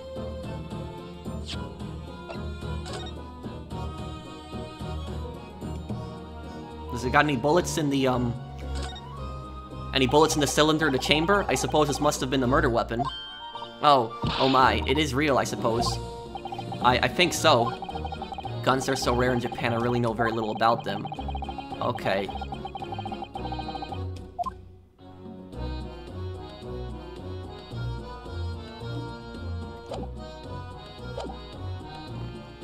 What is this? Like a toy? Oh, what's this? It would appear to be a little model policeman. It's rather charming, isn't it? In a way. Seeing as it's on the floor here, do you think it belonged to Inspector Gregson? Why is it here? It's a little hard to imagine Lord Van Zeek's playing with something like this. It's only about 8 centimeters tall. It could have fallen out of someone's pocket, I suppose. I think we should record as evidence, just in case. Yes, I agree. It is rather delightful, after all, in a way. A small and rather endearing model of a British policeman found at the scene of the crime on Fresno Street. Let me look at that toy here. Let's see. Anything that we can find out about this? The helmet of this charming policeman appears to be a little worse for wear. I'm not convinced about the charming part, but yes, you're right. It probably was dropped. The head part looks like it's been fairly heavily manhandled, almost as if somebody has enjoyed twisting it around and around for fun. Shall we try twisting it around and around too for fun? What the? Ah, what's that? It appears to be some sort of key. But it's tiny though. It couldn't be a key for a door, not at that size. So what is it for, I wonder? A key-like shaft to pop out from its base. What is this thing? It's a... Is that a gun?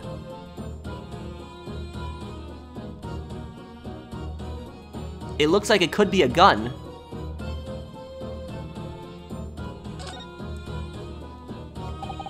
This looks like some sort of key. Yes, it does. A very tiny and simple key. What's a little key doing inside a figurine of a policeman in the first place? This could be a gun. And what's it for? Now the thing is, though, is that in this time period, there was a lot of really crazy weapons like that were being designed. Like there was a cane gun. There was actually a gun that somebody would walk with that was... It looks like a cane, but it's really a shotgun. And it was designed for like old people to be able to protect themselves. There was also a gun hidden in a pocket watch in this time period. So if a gun was hidden in a pocket watch, a gun could be definitely hidden inside a little figurine like this. Yeah, so there was just a lot of really crazy, like, you know, little gadgets like that. So I think it's a gun, at least. Excuse me. If you're looking down on us from the great beyond, Inspector, don't worry. We'll look after things at the yard. I've interrupted some deep thoughts there. Is that a wig? Ever since we came in here, I can't take my eyes off this thing. Oh, funnily enough, neither can I. It's a hairpiece, isn't it? It is. A bright red hairpiece. And I suppose the fact that it's right there, next to where the body was found, means we have to accept that. Inspector Gregson wore wigs, does it? And in such a flame-colored red, too. Yes, that's a color we've come across very recently elsewhere, isn't it? Exactly. This is a vital clue, I'm sure of it. A flame-red wig found at the scene of the crime on Fresno Street. Presumably belongs to Inspector Gregson. Doesn't necessarily mean it's Inspector Gregson's,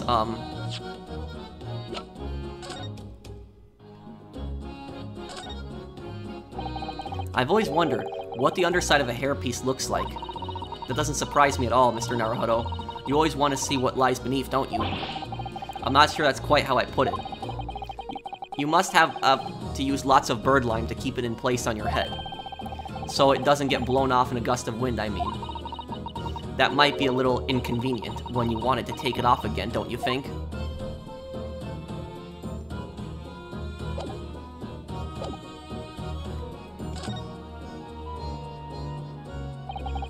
So I suppose this is where the victim... His position looks weird. It looks like he was almost in a crouching position. Maybe he was on the floor bleeding out, so he didn't die instantly. That's right. The rope is laid around the body to show exactly how it was formed. Poor Inspector Gregson himself. It had already been, has already been taken away, and would probably be under Dr. Seiff's scalpel by now, if not for what happened last week. From the shape of the rope, it would appear that the inspector was curled up in a ball. Yeah, it was like he was crouching on the floor. Maybe he was bleeding out. Are you feeling alright, Mr. Naruhodo? You look like you've just seen a ghost. I know it's just a rope, but, well, it conjures up a quietly terrifying image, that's all. Especially with that blood stain next to it. Oh, I do understand. In some ways, what we picture in our minds can be even worse than reality. Susato-san is so strong, though she's taken this far better than I am. Don't think we've talked to this policeman yet. Excuse me. Sorry, sir. Can't see a thing, sir. Too many tears, sir. Right. Perhaps I'd better leave you to your work then.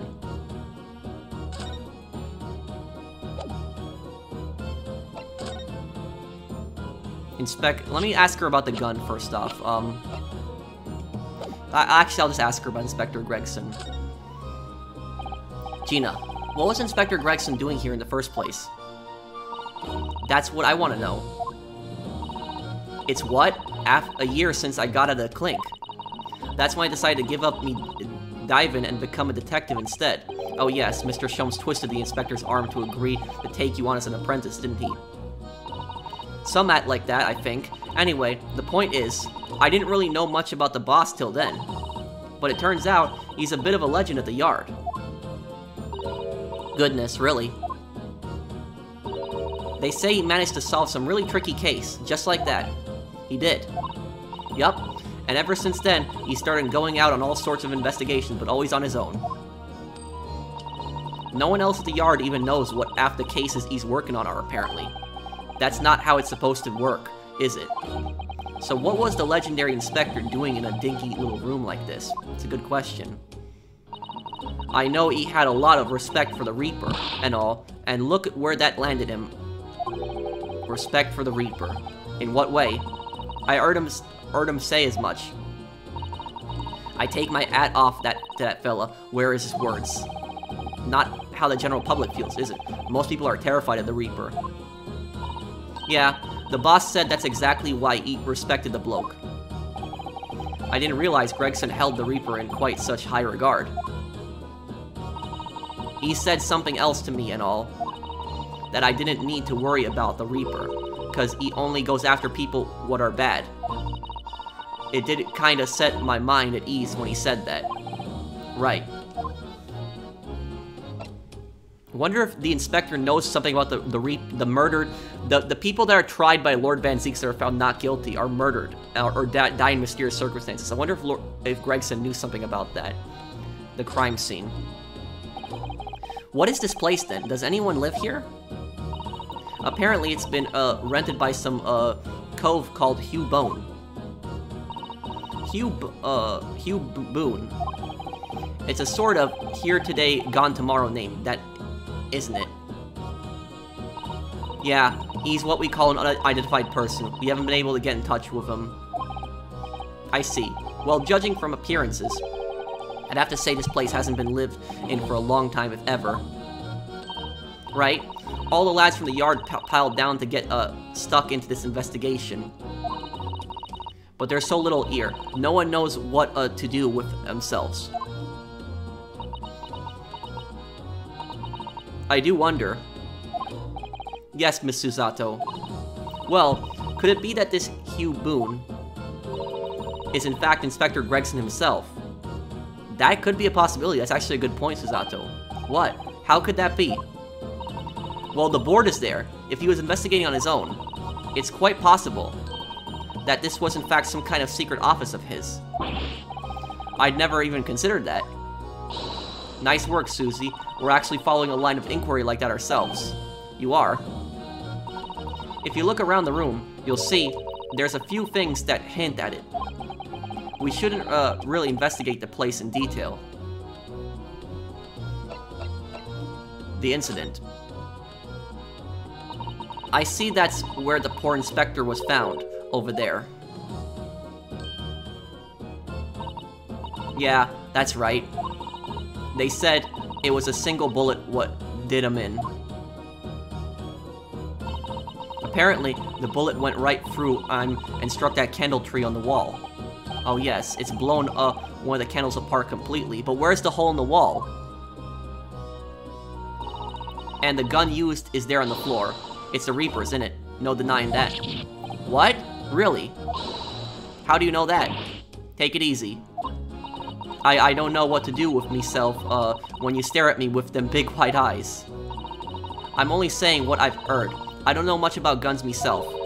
But there's some bigwig lawman or whatever who said so. Why don't you ask, a bigwig lawman, is it? Anyway, Fresno Street runs along, under that window there. There were some street sellers just outside who heard the gunshot. Oh, but I don't recall seeing anybody outside. Yeah, they've all been taken down the yard for questioning, that's why. We're talking about the yard's legendary inspector here, after all. They'll be getting a grillin'. Do you think we might be able to speak with those street sellers ourselves? I doubt it. The lads at the yard will just want to know what you're snooping for, and you'll be up for grillin' and all. So we can't interview the witnesses then. Shame.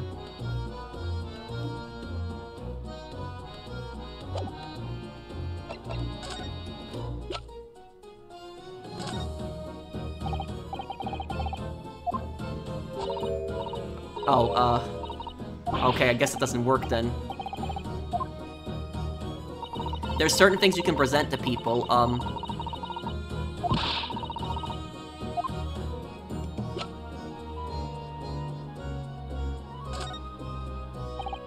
Nope, this doesn't work either. This is probably the craziest case so far, Barrick, Van Zeeks. Okay, I guess I can't present anything to her then.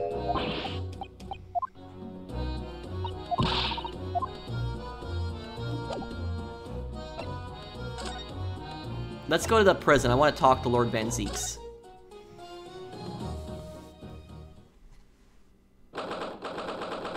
First November, local prison, cell 1. There he is, Lord Van Zeeks. So it's true, he really was arrested. He's sitting with his back to the wall, reading something. I don't think he's noticed us. Lord Van Zeeks.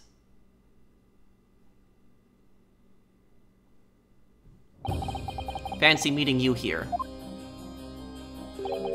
The last place on Earth I'd like to be, with the last person on Earth I'd like to see. I couldn't very well not come. We heard what happened, that Inspector Gregson was... Go home. This has nothing to do with you. But... Forgive me, Lord Van Zeeks, but I must disagree. Inspector Gregson was very helpful to us on a number of occasions. We're indebted to him, at the very least. We owe it to him to find out the truth about his death. You must help us with our investigation, please. There's really nothing I can tell you. What were you just reading at the back of the cell there? Was it something related to the case? This? The yard isn't quite so cavalier with its information as to share case details of a suspect. This is a letter from an old acquaintance. Oh, who might that be? Someone you know, as it happens. Albert Harebrain. Of course, yes. I keep forgetting they went to the same university. And I would like to read my correspondence in peace, so let's get this over with, shall we? What is it you want to know? Strange. I mean, let's face it, Lord Van Zeeks never minces his words. But they seem to have less bite than usual somehow. This is such a weird situation right now.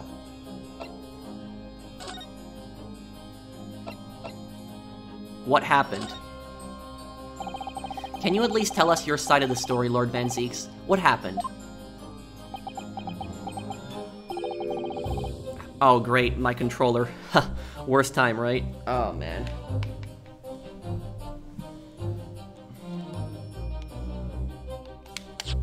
Okay.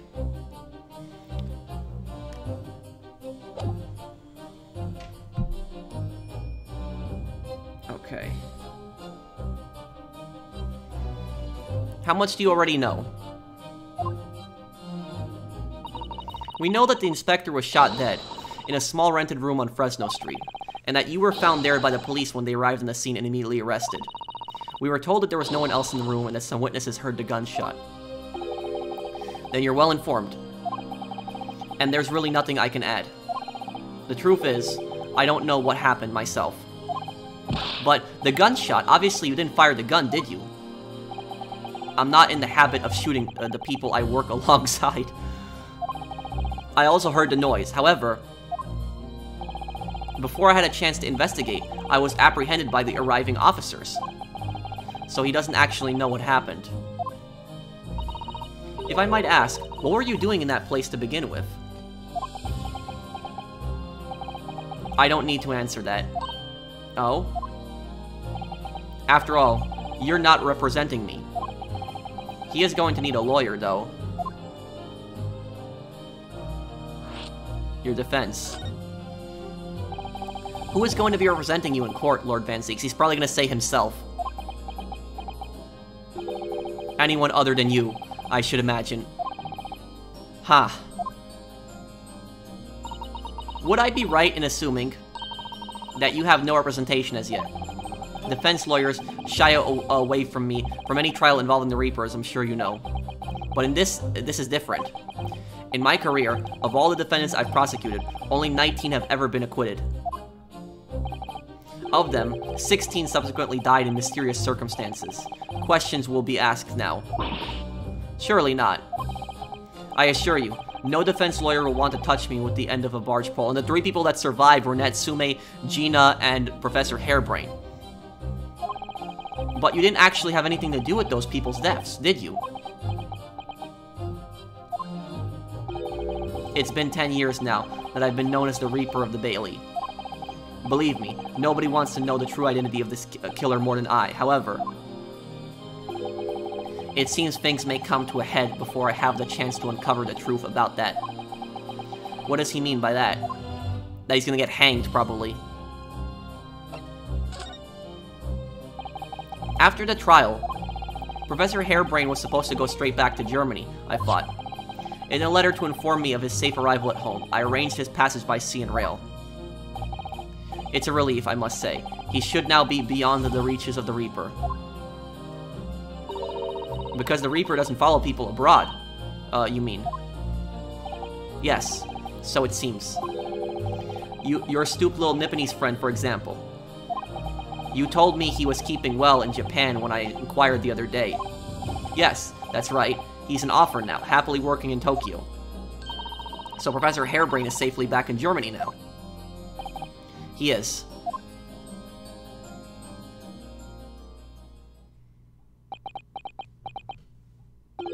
So, it appears our conversation has run dry. There was a 2-second silence, that's all. Well, in any event, if you'll excuse me now, I wouldn't like to detain you. I was wondering, Lord Van Zieks, if you'd like, I'd be happy to advocate for you. You trust me, do you? Yes. I've heard you speak many times in court. I've seen how you treat people. So I'm quite sure that you would never have taken another's life. It's just, my feelings can't be used as evidence in a court of law, sadly. It's a very gracious offer, however. I trust no one. What? Not the police, not the judiciary, and not you Nipponese. But please. I have no intention of engaging in your services. The chasm between us is just too wide and too deep, it seems. I'd appreciate it if you don't visit again. Then neither of us will waste any more time. Perhaps we need to dig a little deeper and find out more about Lord Van Zieks and what happened to Inspector Gregson.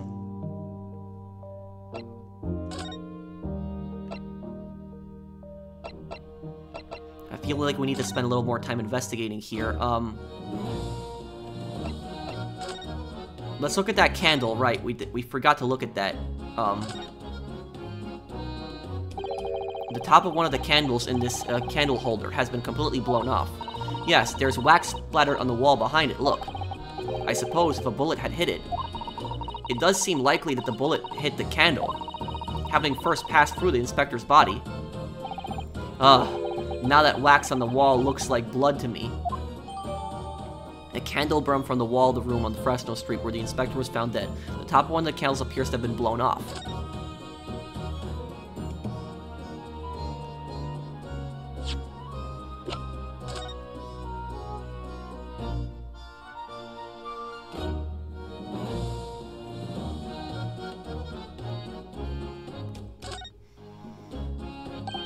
Aha! There are some black marks here, look. Yes, they look like some sort of scorch marks. So perhaps a bullet struck the candle here, do you think? It's only this one's candle that's been cracked in half, it seems. Yes, I think you might be right. Firearms are rarely used by criminals in Japan, so I'm afraid I'm not particularly knowledgeable about them.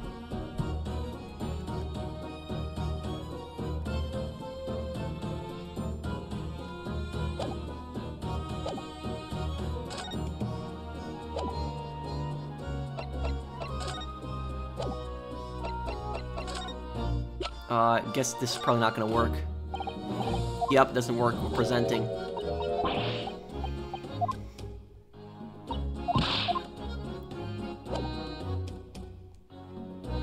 Okay, let's go to another place here.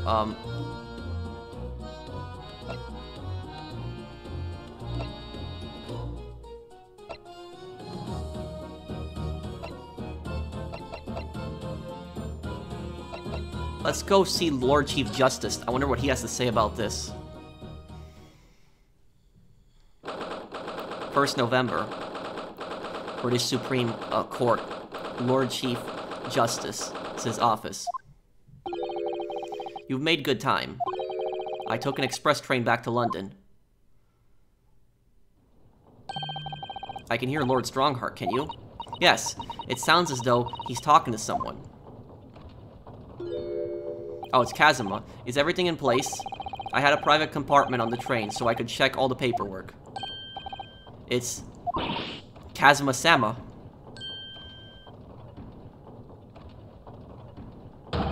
Ah, your timing is impeccable. It is.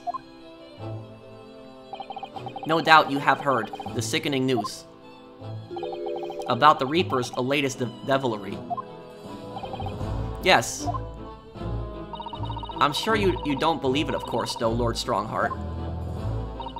That Lord Van Zieks could have done such a thing to Inspector Gregson. I believe only in the facts. And the facts in this case point to one thing. The unavoidable accusal of Lord Van Zieks for this crime. Wow, nice job employing Lord Van Zieks for several years and then turning your back on him like this. We must bring charges against the Reaper for taking the life of our legendary detective. Oh no, surely not. It's a truly regrettable situation. Tomorrow, the Forensic Science Symposium finally begins. At the very least, though, we can show the world our justice system's swift and equitable process. Oh no, now they're gonna try to rush Lord Van Zieks' trial because of this. That's not good. So does that mean the trial is tomorrow? Precisely. In fact, this is a fine opportunity for introductions. Kazuma. Ah, but of course, you're already acquainted, aren't you? Wait, no. Don't tell me that Kazuma is gonna be the prosecutor. Mr. Asoji here will be present at tomorrow's proceedings. Leading the prosecution. You gotta be kidding me. Wait, what? Kazuma. As I'm sure you're aware, he's a very capable practitioner of law. Kazuma-sama, a prosecutor.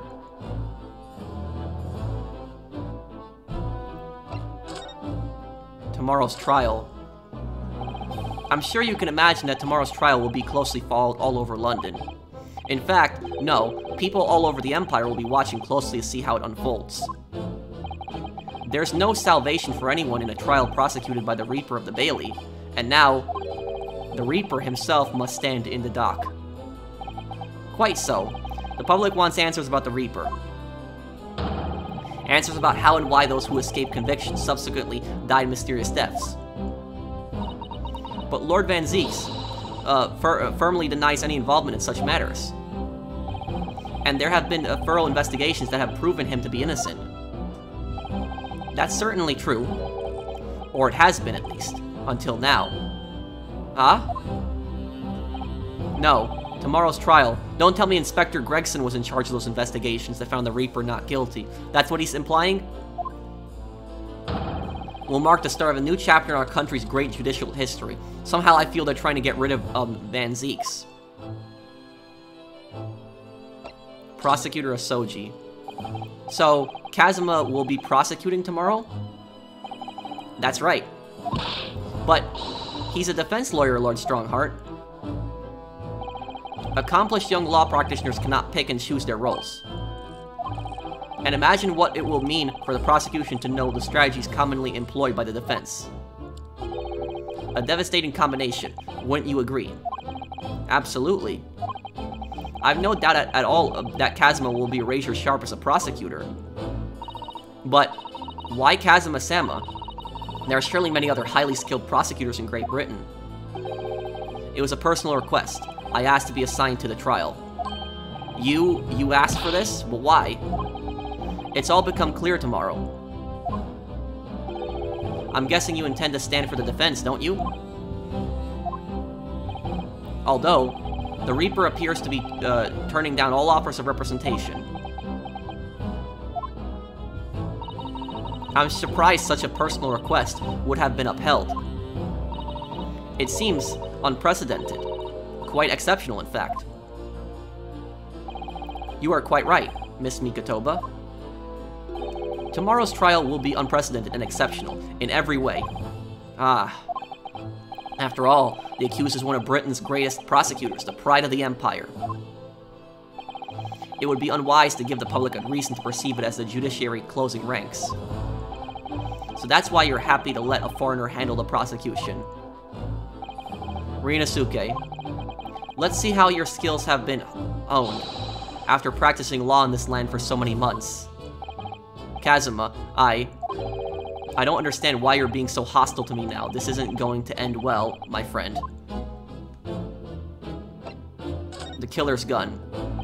Oh yes, we noticed that there was a gun at the scene of the Inspector Gregson's death. Do you know if it belongs to Lord Van Zieks? That would be a question for the lead detective investigating the scene. Well, the thing is, she wasn't sure. So she told me I should ask somebody higher up who might know. That's right, Mr. Naruhodo. Be direct. It's certainly a model that's issued to all personnel involved in law enforcement, yes. Which includes prosecutors, as I'm sure you can imagine. In that case, it could actually have belonged to the victim. No, Gregson had his gun on his person. What about Lord Van Zieks? He claims it's currently not in his possession. What? According to his story, he lost it. In short, it's more than a little suspicious. But just because the gun in question is the same type as the defendant's is no proof that it's actually his. That's true. No, of course not. Nevertheless, the situation is grave for Lord Van Zieks.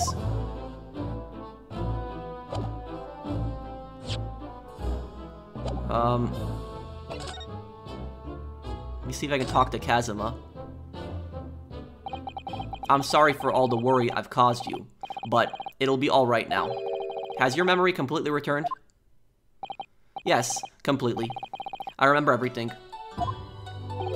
Including what I was coming here to do. Right. Kazuma-sama, I can't tell you how happy I am to see you alive and well like this. But how did you come to be here in London when you were suffering from amnesia? It was the voice. This past year, I've been hearing it in my head constantly, saying the same thing over and over. Go to London. That's where your destiny awaits. It was that voice that guided me here to London. I'm so sorry for what's happened. Anyway, my memory might have returned to me, but there's something that won't return the way it was before. Huh? What do you mean? He's talking about his father's, I'm a prosecutor now, so I'm sure our paths will cross again very soon.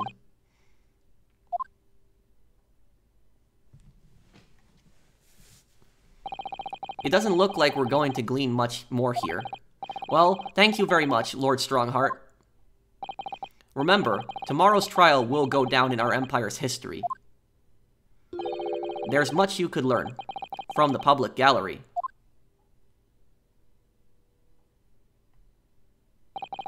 Sorry to have taken up so much of your time. We'll see ourselves out. Hold it! What's this? Before you go, Ryunosuke. Oh, what is it, Kazuma? I just wanted to thank you. Kazuma-sama, what? You took my determination to heart and brought it with you over the ocean in my steed.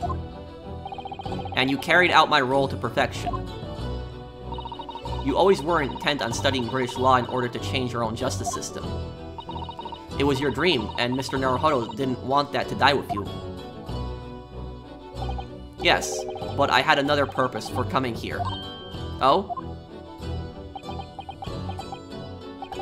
I actually have a favor to ask. Which is? This trial I'll be prosecuting tomorrow. I'd like you to be there to see how it ends. Right in front of me, as a defense counsel. Why? What's this all about? I know you have what it takes. But Lord Van Zieks would never put his fate in my hands. On the contrary, he recognizes your talent. He does? It's not easy to see behind the facade sometimes. Here, have a look at this. That's Inspector Gregson, Lord Van Zieks, and his brother Clint. That's Lord Van Zieks and Inspector Gregson in a photograph that must have been taken some time ago by the look of it. And who's the third person? It was displayed very prominently in the detective's office. In Gregson's office, you mean? Yes, what I'm trying to say is, you really think you can trust the Reaper. If you really think you can trust the Reaper, you might find that some straight talking makes him take a different view. Take it. An old photographic print displayed rather prominently in Inspector Gregson's office, and it was a treasured memory. I don't understand. Why are you giving me this? Just a hurry, Ryunosuke. Visiting hours of the prison are almost over. What are you doing, Kazuma? That's my question, too. Okay, let's go and see if we can get,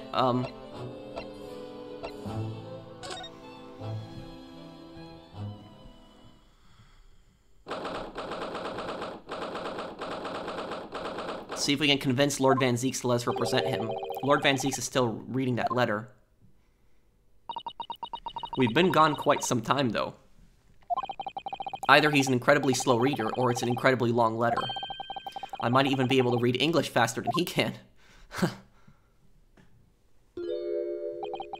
I was intending to ignore you entirely. But I can't turn a deaf ear to such an insulting Nipponese. Oh. Sorry, I didn't think you'd hear that. I had the case notes brought to me in secret. I was reading them to pass the time. Yes, we heard that your trial is set for tomorrow. Which is none of your business. So, have you found a lawyer? How many times must I reiterate the same thing? This has nothing to do with you. In other words, no. We were just talking to Lord Strongheart, and the prosecutor for your trial has been decided. I'd expect nothing less, though I have no idea who it is. It's going to be Kazuma Soji.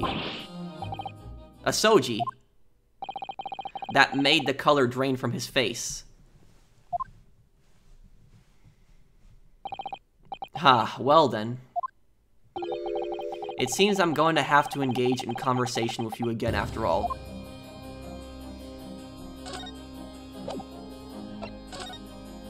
Asoji. 10 years ago, my older brother, who was the director of prosecutions at the time, was murdered. And the killer, as you know, was a visiting student from the Far East. Not a single day goes by when I don't curse the name Asoji. Genshin Asoji was Kazuma-sama's father. So what cruel twist of fate is this now? 10 years later? The man's son is to crucify me in some kangaroo court? I still understand why Lord Strongheart apprenticed Kazuma to you. The thing is, though, is this is really unrealistic because there's, you know, the fact that his brother 10 years ago was murdered by the prosecutor's father. This would not be like this. No prosecutor has a personal connection to a case like this would be on it. It's what he does. No doubt he knew the young man's true identity from the outset. But what could he have been hoping to achieve? And let's not forget that it was only 8 days ago that Kazuma recovered from his amnesia. Why would Lord Strongheart assign his trial to somebody like that? Asoji. That name is the very epitome of my bane. The bane that is you Nipponese. Right. Your hatred of all us Japanese.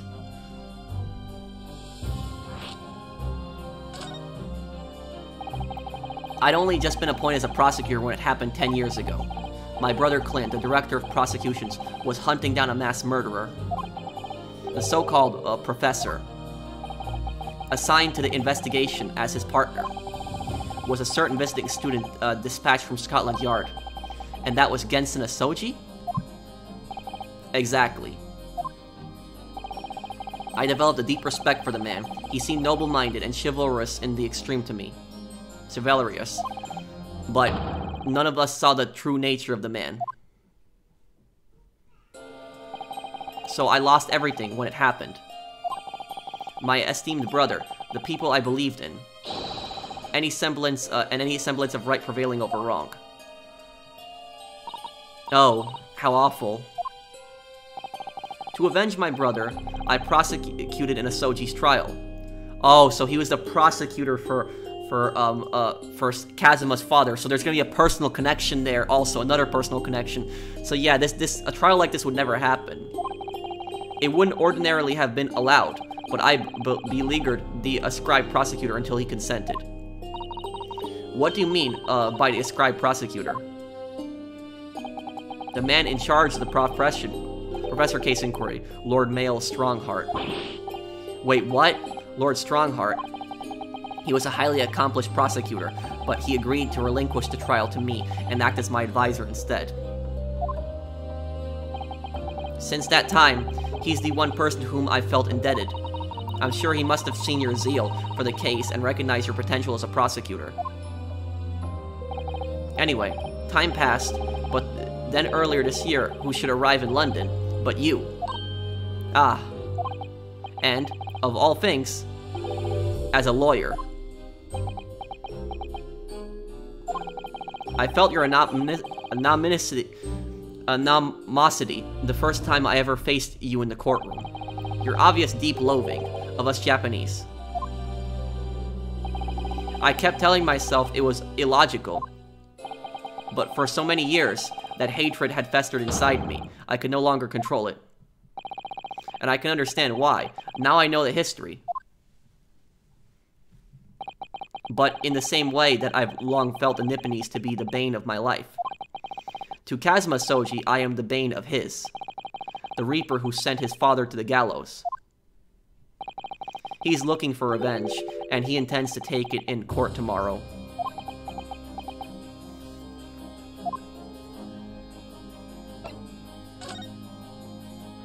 Gregson's transfer to the Paris Police Prefecture had finally been arranged for the coming month. But he'll never make it to France now. Why would a British detective be going to be working in France? It's weird. It's a tragedy. It's a different country. Oh yes, come to think of it, he did mention something about that, didn't he?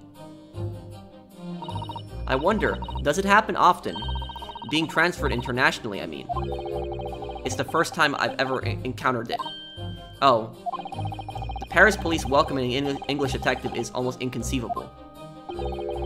I can't imagine what kind of magic Gregson must have worked to put that arrangement in place. It sounds like that mystery has even the Reaper perplexed. I'm afraid to say that we were very ignorant about Inspector Gregson's standing. We hear that he was considered something of a legend at Scotland Yard. Again, it was 10 years ago that he first made a name for himself, by uncovering a decisive piece of evidence that exposed the professor's identity. So he was the one who caught the professor? Okay, this can't be a coincidence. All these things just adding in. If it wasn't for Gregson's singular approach to the case, the discovery would never have been made. What sort of approach? After my brother's life was taken, the inspector pushed for a full autopsy. Oh my, 10 years ago. Why is that so surprising? Autopsy was considered a desecration of the body at the time, and rarely performed. Yeah, so, you know, autopsies, you know, they're only fairly new until the Industrial Revolution, and my brother was, of course, a noble. That made the idea of it even more unthinkable. But something Gregson had dug up in his investigations made him determined it was necessary. His powerful convictions somehow influenced the House of Lords, and as a result, I could avenge my brother's death. So, you must have had great confidence in the inspector's abilities then. And it's even more inconceivable that you would have taken his life. I don't have confidence in anyone. Oh? And I'm sure Gregson felt the same way. I've no doubt he thought of me only as the ominous Reaper, just like the rest of London. What really went on between Lord Van Zieks and Gregson, I wonder? What was the true nature of their relationship? Your gun. About the gun used to shoot the inspector that was found at the scene. Ah yes, that's not mine. Really, because common opinion seems to be that it is. What do you expect me to say to that? Lord Strongheart informs us that you claim to have misplaced your firearm. As embarrassing as that is, I'm afraid it's true. When did you lose it then? That, I don't know. What do you don't know? Oh? I was issued a revolver when I first became a prosecutor 10 years ago. I must have stowed it somewhere, I suppose. Or left it somewhere, perhaps. You have something in common with Lord Van Zieks, after all, Mr. Naruhodo. A talent for misplacing things. Huh. No. This has nothing to do with me. Don't drag me into it. Don't make the mistake of associating me with this Nipponese. Well, he's definitely not happy. Oh dear. The rift is very wide, isn't it? So it's not decisive evidence, clearly. But it doesn't look good, that's for sure. If we can find Lord Van Zieks' gun, that would definitely help his defense. Let's present him with that picture.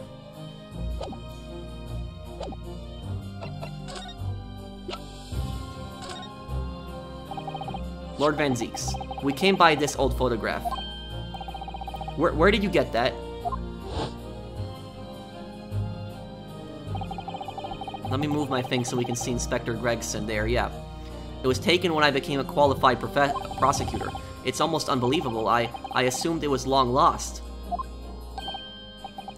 Is the man on the left there?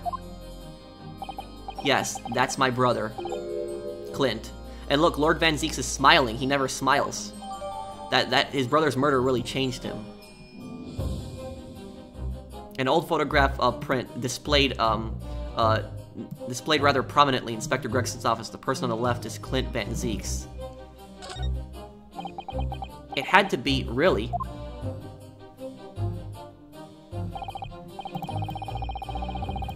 Apparently this picture was prominently displayed in Gregson's office. He had a deep respect for you, you know. Were you aware of that? Respect? That's nonsense. No, we've heard someone attest to it very clearly. Inspector Gino Lestrade, no less. Well, maybe once, yes. There was a time things were like that. We were brothers in arms, jovially discussing the future of justice and other such lofty subject matter. That was a nice glimpse of the past. I thank you. I feel as though I got a nice glimpse of the past then, too. There was a glimmer of light in his eyes, a brief twinkle, an insight into the true nature of this man known to all as the stone-cold Reaper of the Bailey.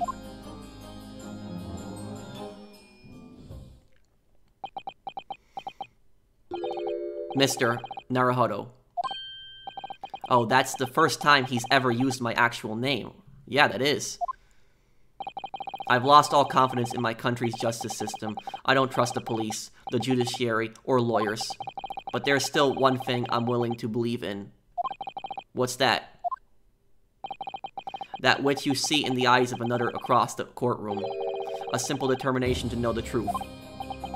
Lord Van Zeeks? From the very first time we clashed in the Bailey almost a year ago now. I couldn't deny it, even though I dearly wished I could. Here is a loathsome Nipponese, who has absolute integrity as a lawyer. There are only two other men I've known with that same look in their eyes. My brother, Clint, and Gensen Ashoji. The man he idolized and the man who betrayed his trust in the most hideous way. When you showed me that photograph just now, it reminded me. You mean, this photograph. Back then, I was able to laugh. I was free of the shackles of mistrust that plague me now. I looked to the future of hope. Since then, I've protected myself against betrayal by refusing to trust anyone. But at times, the mire into which I've sunk makes it almost impossible to breathe. I'm so sorry. So, Mr. Naruhodo, I want to believe in that look in your eyes. I need to believe in it. In tomorrow's trial, will you advocate for me? That's, oh man, imagine him saying that. Of course I will. It would be an honor. I'm so pleased, Mr. Naruhodo. Then my life is in your hands.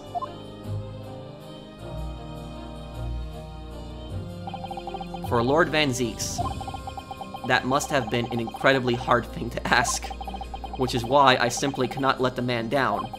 Tomorrow, in the Old Bailey, against my old friend Kazuma.